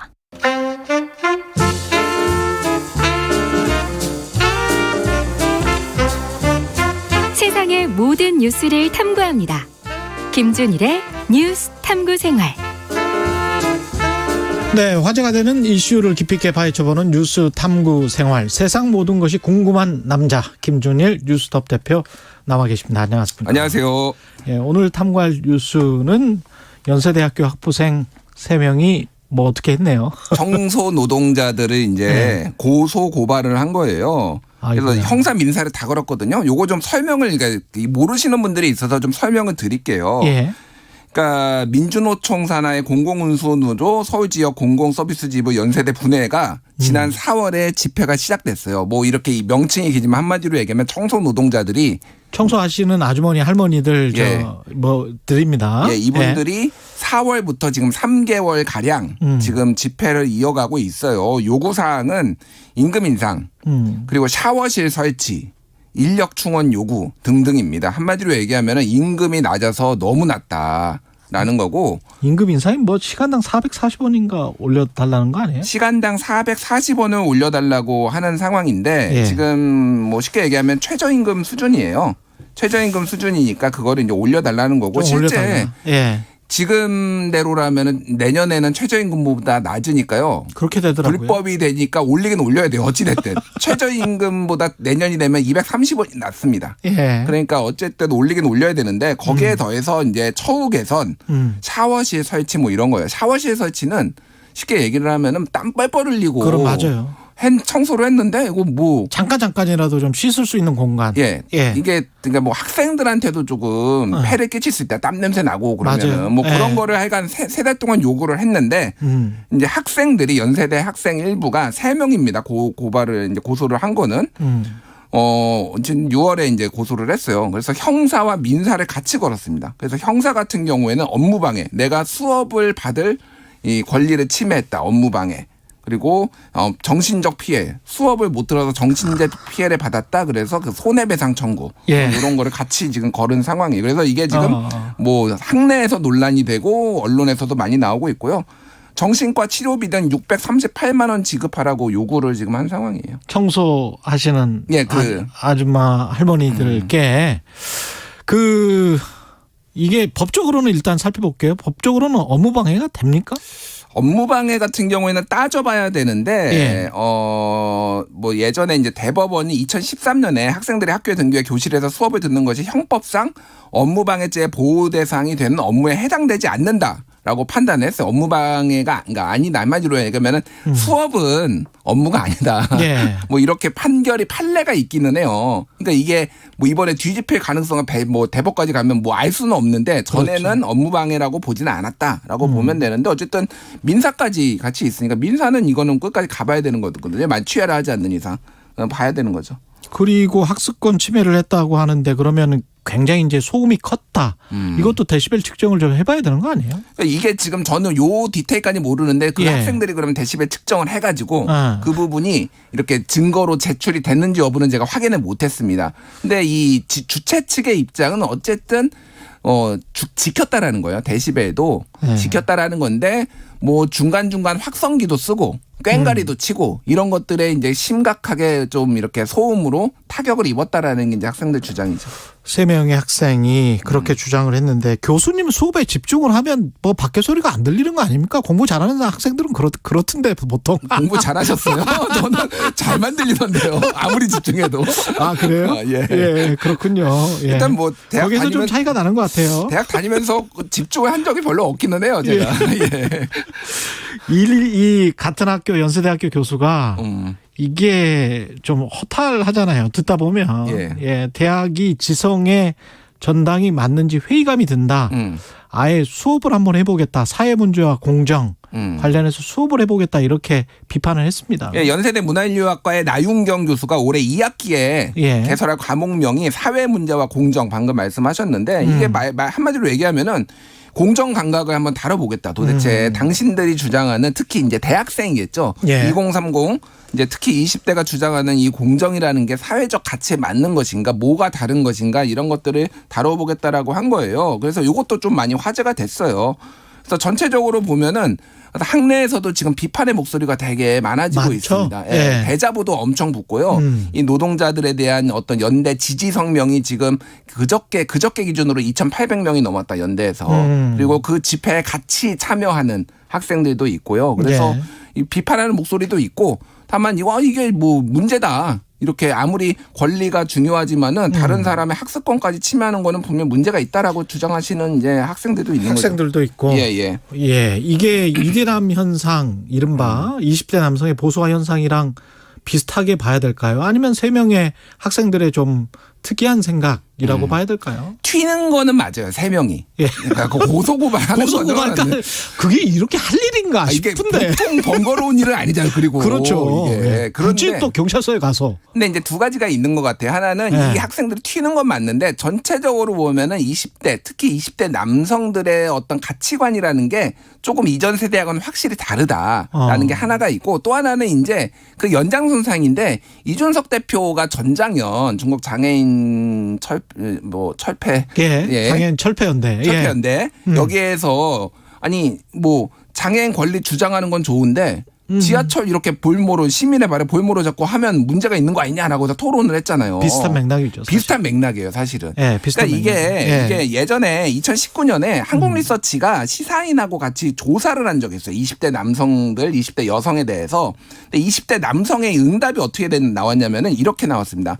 경쟁에서 이긴 사람이 더 많은 몫을 가져가는 것은 당연하다가 82.1%가 나왔어요. 20대에서. 20대 남성에서. 그리고 기성세대는 젊은 세대의 기회를 빼앗고 있다. 59.5%. 뭐 그리고 우리 사회는 남성 차별 문제가 심각하다. 68.7%. 이건 젠더 문제는 아닌데 다 비슷한 맥락이에요. 이게 뭐냐면은 이제 그래서 왜 20대 남성이 다른 세대보다 적게는 5에서 많게는 20%포인트 이런 것들이 응답률이 높습니다. 그래서 왜 그런 것이냐. 여러 가지 이제 가설들이 있는 거죠. 20대 보수화 가설.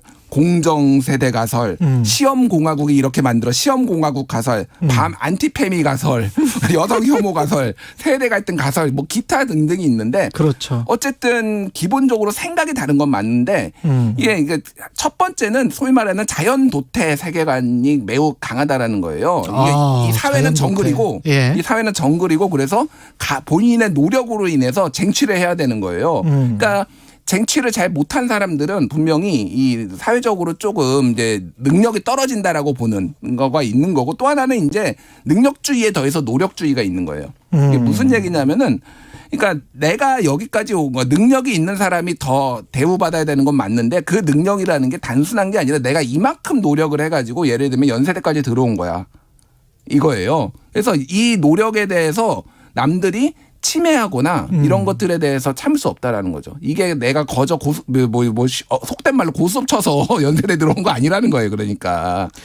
근데 다음에 그 나오실 홍콩 과기대 김현철 교수가 관련해서 SNS 글을 많이 쓰셨기 때문에 제가 그걸 곰곰이 봤고 칼럼도 쓰셨었거든요. 관련해가지고. 근데 이건 과학적으로 이미 판명이 난 건데 본인들의 능력이 아니고요. 그런 집안에서 태어나고 그런 나라에서 태어나고 그런 시기를 잘 만난 운이 한 8, 90% 정도 되더라고요. 그리고 사실은 김준일 뭐 대표나 저나 좀 운이 좋았던 거잖아요. 저 학력고사 때 잘 찍었습니다. 운이 상당히 좋았어요. 운이 좋았던 거잖아요. 그냥 그런 것들 그게 어떤 부모에서 태어나는 게 본인의 능력은 아니거든요. 뭐 어찌됐든 그런데 이제 그건 천운이거든. 저는 이거를 20대 남성에 대해서 뭐 이상한 사람들이다 아니면 딱지를 붙이고 싶지는 않고 어쨌든 이런 공정성에 대한 가치가 확실히 변하고 있다라는 거를 받아들이고 한번 토론해 볼 만한 가치는 있는 것 같아요. 그래서 그렇기는 하죠. 예. 그래서 어쨌든 굉장히 그래서 내가 노력으로 여기까지 이거를 가져온 거고 그거에 대해서 침해받는 것에 대해서는 어떤 방식으로든 분노할 수 하는 이런 경향성이 보인다라는 거는 분명합니다. 예. 그때도 인천국제공항 정규직 전환 때도 이게 공정이냐 이것도 비슷한 맥락이 다 거의 비슷한 맥락. 그러니까 예를 들면은 정규직으로 들어가려고 하면은 나는 그동안 굉장히 많은 공부를 해왔고 시험 준비를 해왔고 그래서 이거는 객관적 잣대 여기에 그 질문의 항문에 그런 것도 있었어요. 그러니까 그 주관적인 평가와 객관적 항목의 평가가 어느 게 더 공정하냐라고 한다라면은 엄청 높은 비율로 객관식으로 해야 된다라는 거예요. 그러니까 이런 공정성에 대한 잣대가 굉장히 다르다라는 걸 이제 알 수가 있는 거죠. 예. 감사하는 삶에 대한 교육이 좀 부족한 거 아닌가 그런 생각도 좀 들기는 하고요. 이거는 어떻게 근데 끝날 것 같습니까? 이 고발 사건은? 일단 학교가 문제예요. 학교가 문제인데 이거를 지금 3달째 문제를 풀지를 않고 있잖아요. 학교 측이 협상을 안 하고 있어요. 일단 연세대 측이. 그래서 지금 440원 올려달라는 건데요. 지금 현재 시급이 시간당 9,390원이에요. 예. 근데 아까 말씀드렸지 내년도엔 9,620원이 되니까 최저임금보다 낮아지니까 최소한 230원은 올려야 되거든요. 근데 노동자들은 440원 올려달라는 거고 이게 그 정도로 이제 큰 문제인가 최저임금보다 더 받을 만한 가치가 없는 것인가에 대해서 학교 측이 좀 생각을 해봐야 되는 거죠. 연세대학교도 부끄러워해야 돼요. 근데 이제 뭐 학교 얘기는 그런 겁니다. 4대 보험 수당까지 다 포함해서 올리면은 이렇게 올려주면은 10억 정도 더 나간다. 글쎄, 근데 학교 재정이. 그 옆에 그 연세대학교 워낙 그 좋은 학교기도 하고 그 옆에 세브란스 병원에서 돈 많이 벌거든요. 제가 아는데. 많이 벌죠. 예. 그러니까 지금 이게 근데 이 지금 연세대학교 그 신촌 캠퍼스에서만 있었던 게 아니라 지난달에는 지금 송도에 있는 국제 캠퍼스에서도 똑같은 일이 벌어져 가지고 한 달 동안 2주간 그 청소 노동자들이 치우질 않았습니다. 파업을 해가지고. 그래가지고 지금 쓰레기가 넘쳐나서 그때도 지금 근데 거기가 좀 주목을 덜 받은 거예요. 고소고발이 없어서. 근데 이게 지금 이런 식의 이제 문제가 연세대에서 계속 이어지고 있는 거죠. 그러니까. 그리고 연세대의 입장은 또 그러니까 우리가 올려준다고 될 문제가 아니다. 이게 학교들이 공동 대응해야 된다라는 문제예요. 왜냐하면은 이게 한 곳에서 올려주면은 이게 사례가 돼가지고 다 올라갈 수가 있으니까 뭐 이런 식의 이제 논리인데 글쎄요. 이게 문제를 좀 적극적으로 해결해야 되지 않을까 저는 3달 동안 이거를 방치를 한다라는 게 그 샤워실은 좀 해줘야 되지 않나요, 이거? 학교가 더 큰 문제인 것 같습니다. 학교가. 그리고 우리 사회 전체가 뭐. 이런 학생들을 만드는 거죠, 뭐. 다 서로 이기주의면 어떻게 살아갑니까, 이거? 근데 너무 과도하게 낙인을 찍으시는 것 같아요. 이기주의라고. 저는 그러니까 이 서로 좀 다른 점에 대해서 이해를 할 필요는 있다라고 봅니다. 그러니까 이 20대들은 이 소위 말해서 이 대한민국 역사상 처음으로 부모 세대보다 더 가처분 소득이 낮아질 것이 확실시되는 지금 세대거든요. 그러니까 그것도 모르겠어요. 그건 모르죠. 근데 그렇게 이제 얘기들이 나오니까 그런 것들을 봤을 때 지금 이들이 가지고 있는 불안감 그리고 정규직에 대한 굉장히 강한 집착 그리고 뭐 이런 것들 그래서 이런 정글 사회에서의 본인들이 믿을 거는 본인의 능력밖에 없다라고 생각하는 이런 경향성에 대해서는 어쨌든 어느 정도는 존중해 줄 필요가 있다라고 봅니다. 이게 고소고발까지 가는 거는 좀 오바다라고 저도 생각은 하는데. 왜 근데 꼭 이 학생들 엘리트 학생들인가 그리고 또 왜 꼭 정규직이 비정규직에게 이러는가 특히 좋은 직장 그거는 좀 문제가 있다. 586을 비판할 때하고 똑같은 프레임으로 본다면 30% 정도의 대학을 그때 당시에 들어갔던 사람들이 586 세대들이거든요. 그렇죠. 70%는 고졸 미만이었단 말이죠. 대학 진학률이 30% 좀 넘었었을 때. 그렇죠. 그러면 그 사람들이 가진 특권과 그것이 어떤 것으로부터 나왔는지를 조금 더 생각을 해봐야 되는 게 아닌가. 본인들이 엘리트라면 그런 생각이 있습니다. 저는. 그래서 586들이 기득권을 좀 내려놔야 되지 않을까요? 똑같습니다. 똑같이 586과 이 연세대학교 학생들의 그 엘리트 의식은 너무 우물 안의 개구리다. 본인들이 좀 많이 좀 성찰하고 내려놔야 된다. 그런 생각을 가집니다. 제가 예전에 그 페미니즘, 안티페미에 대해서 한번 그 돌려본 적이 있어. 소셜미디어에서 어디에서 많이 나오나. 그러니까 안티페미니즘의 담론이 어디에서 많이 나오냐면 지역적으로 보면은 서울에서 나오는 게 거의 80% 이상이었어요. 이게 소위 말하는 서울의 좋은 대학에 다니는 20대 남성들이 그렇지. 그러니까 이거를 그러니까 공정성의 문제로 보는 거예요. 그러니까 페미니즘 자체가 공정성의 문제고 여성을 우대해야 될 이유가 전혀 없는데 저희 뭐 오늘 논쟁을 하자는 건 아닌데 이게 그러니까 이가 또 같은 맥락입니다. 그러니까 소위 말해서 엘리트들 사회적 잠재적 엘리트들 아니면 학벌 좋은 학생들이 오히려 이런 것들에 강하게 문제 제기를 하는 경향성이 한국 사회에서 나타나고 있는 건 사실이에요.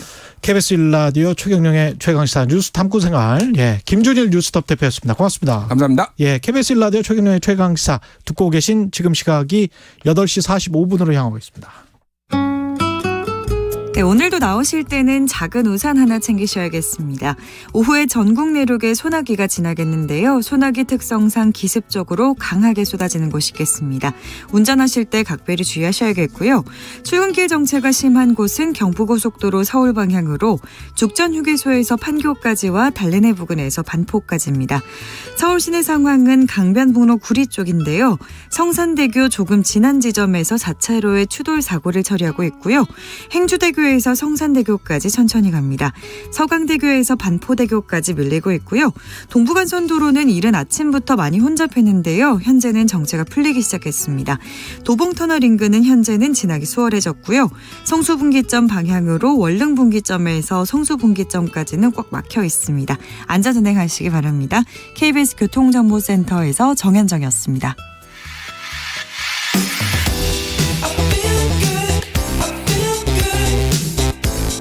세상에 이익이 되는 방송 최경영의 최강시사.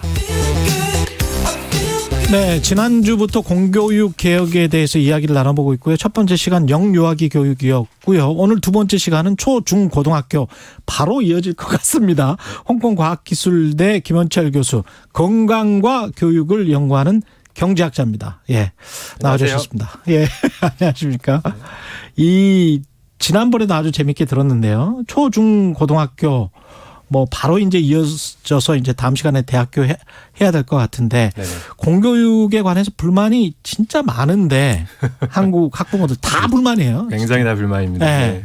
어떻게 생각하세요? 일단 외국, 한국 다 지금 보고 계시니까. 네, 뭐 한국 공교육을 좀 뭐 평가해 보자면은 제가 이제 저번에 나와서 말씀드렸던 게 외국 대학 제가 뭐 홍콩과 미국에서 또 한국에서 한국 학생들도 가르쳐보고 한국 출신 한국 학생도 가르쳐보고 국제학교 출신 한국 학생들도 가르쳐봤는데 똑같이 한국에서 자랐어도 창의성이라든지 아니면 비판적 사고하는 능력이 두 그룹이 굉장히 다르더라 이런 말씀 제가 드렸었습니다. 한국 한마디로 말해서 우리나라 교육이 굉장히 안타깝게도 시험을 잘 보는 학생은 대량 양산하고 있지만 시험을 낼 수 있는 능력을 가진 사람들 이런 인재들을 양성하지는 못했다. 하나씩 말씀드릴 수 있을 것 같고요. 예. 한 가지만 더 말씀드리면은 우리나라 학생들은 공부 정말 재미없게 한다. 재미없게 한다. 네. 예. 왜냐하면 우리나라 학생들의 학업 성취도는 세계 최고 수준이거든요. 학업 성취도는 그렇게 높은데. 네. 학업 흥미도는 그 정반대입니다. 굉장히 재미없게 죽도록 공부하는 공부 지옥에 있다 이렇게 말씀드릴 수 있겠습니다. 반면에 외국 학생들은 어떻습니까? 재밌게 합니까? 그러면?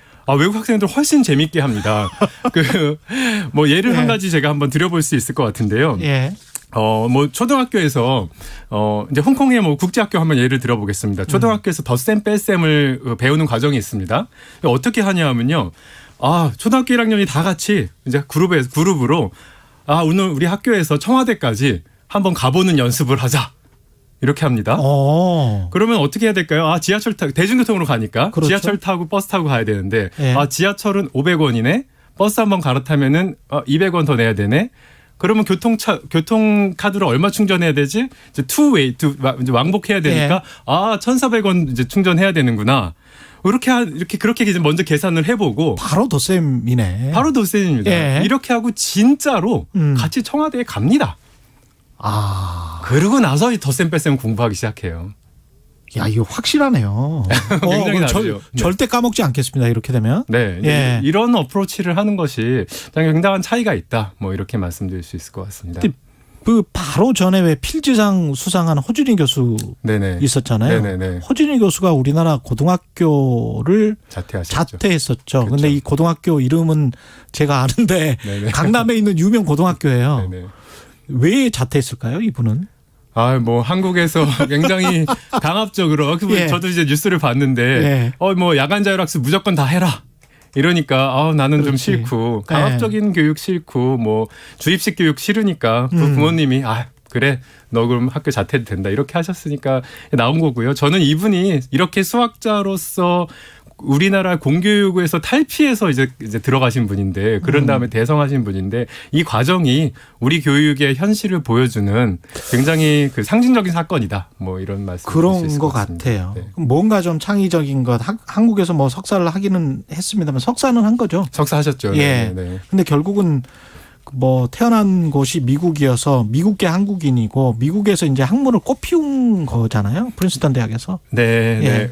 네. 근데 뭐 국내에서 교육을 받으시다가 이제 국내 공교육을 이제 중간에 나오신 분이니까요. 네. 굉장히 슬프게도 공교육이 이런 오히려 공교육이 나오면은 창의성이 더 발전되나? 뭐 이런 생각을 해볼 만큼 우리 공교육에 대해서 실패를 보여주는 상징적 사건 이렇게 생각해 볼 수 있습니다. 우리 공교육에 어떤 그 시스템에 문제가 있는 겁니까? 아니면 교사들에게 문제가 있는 뭐에 문제가 있는 거예요? 사실 정말 문제가 있죠. 이제 공교육 사실 시스템 좀 논의를 해보면요. 우리 교사가 공무원이거든요. 공무원이죠. 이런 나라가 정말 드뭅니다. 아 그렇습니까? 네네. 공무원이면은요.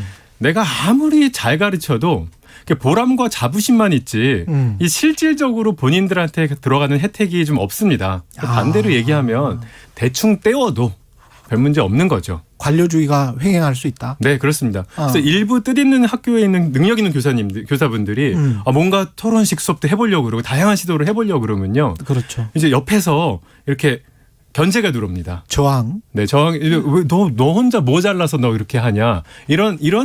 이런 암묵적인 압박들이 있거든요. 공교육 학교 현실이 능력 있는 교사들이 정말 많이 가시는데 거기서 그분들의 재능을 꽃피우고 또 그렇게 이제 다양한 방법으로 가르칠 수 있는 인센티브도 굉장히 부족하고 이런 것들이 결국은 이제 공교육 시스템에서 우리 학생들을 제대로 이런 식의 창의적인 교육을 할 수 없게 만드는 또 중요한 요인이 아닌가 이런 생각을 해봤습니다. 많은 요인도 있지만 교사가 관료가 되는 과정에 그 우리 어떤 공교육 시스템이 작동을 하고 있는 거네요. 완전히 오히려 그렇다고 봐야죠. 네. 교사가 창의적인 인재를 키울 수 있게 본인도 항상 얼럿대서 뭐 긴장을 하면서 아주 자유롭게 생각을 할 수 있고 그렇게 생각을 하도록 자극을 받는 그런 시스템은 아니네요.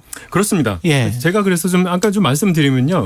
그런 이제 인센티브 시스템도 굉장히 부족하고요. 또 커리큘럼도 우리나라 커리큘럼이 이제 굉장히 주입식 커리큘럼이거든요. 그렇죠. 제가 외국에서 도대체 국제학교에서 학생들이 도대체 뭘 배우냐. 그래서 좀 찾아봤습니다. 그래서 이게 대표적으로 다양한 커리큘럼 이제 학교마다 굉장히 다 다르지만요. 대표적인 것이 이제 인터내셔널 바칼레리아 IB 과정이라고 하는데요. 이게 중요한 특징으로 자기주도형 학습, 토론 수업, 협동 활동 장려 뭐 이런 것들이 있습니다.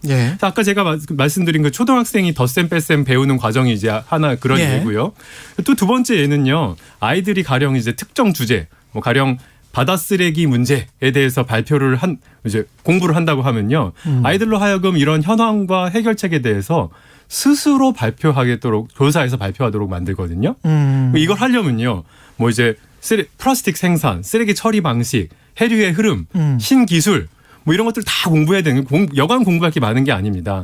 이런 것들을 이제 스스로 공부해서 조별로 공부해서 발표하는 것이 이제 소위 자기 주도형 학습인데요. 그렇죠. 이거 학교는 이제 이런 것들을 발표할 기회를 주고 피드백을 제공하는 이런 역할을 하는 겁니다.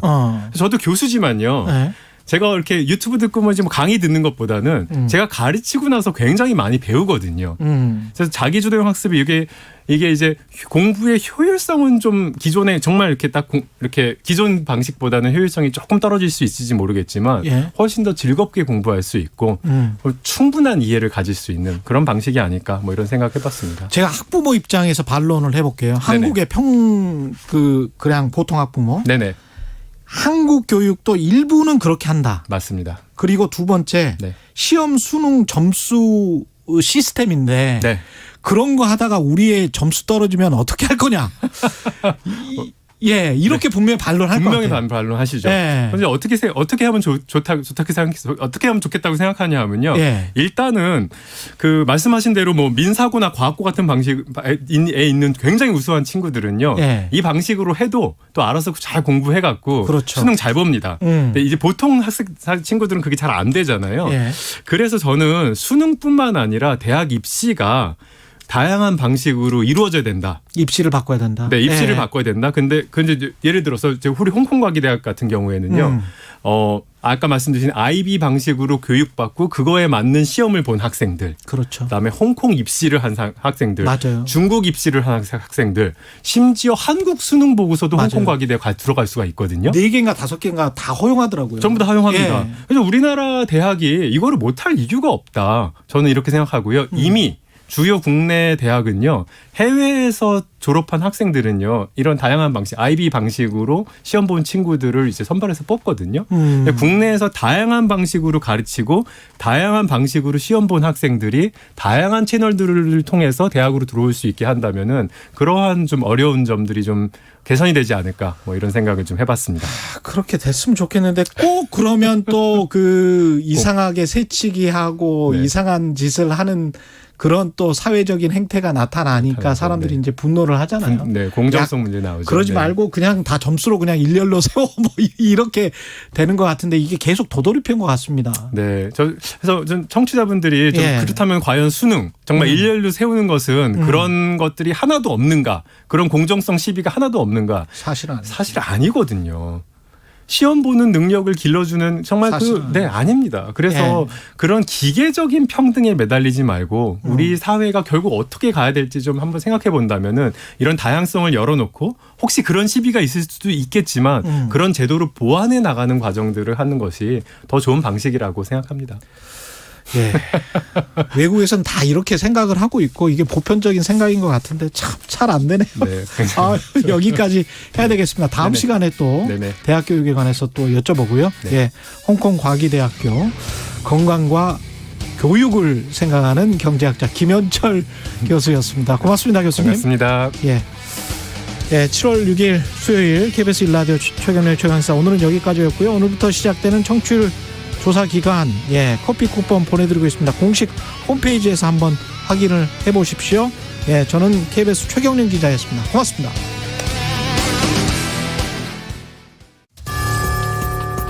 여름철엔 집중호우와 폭염 등으로 재해재난이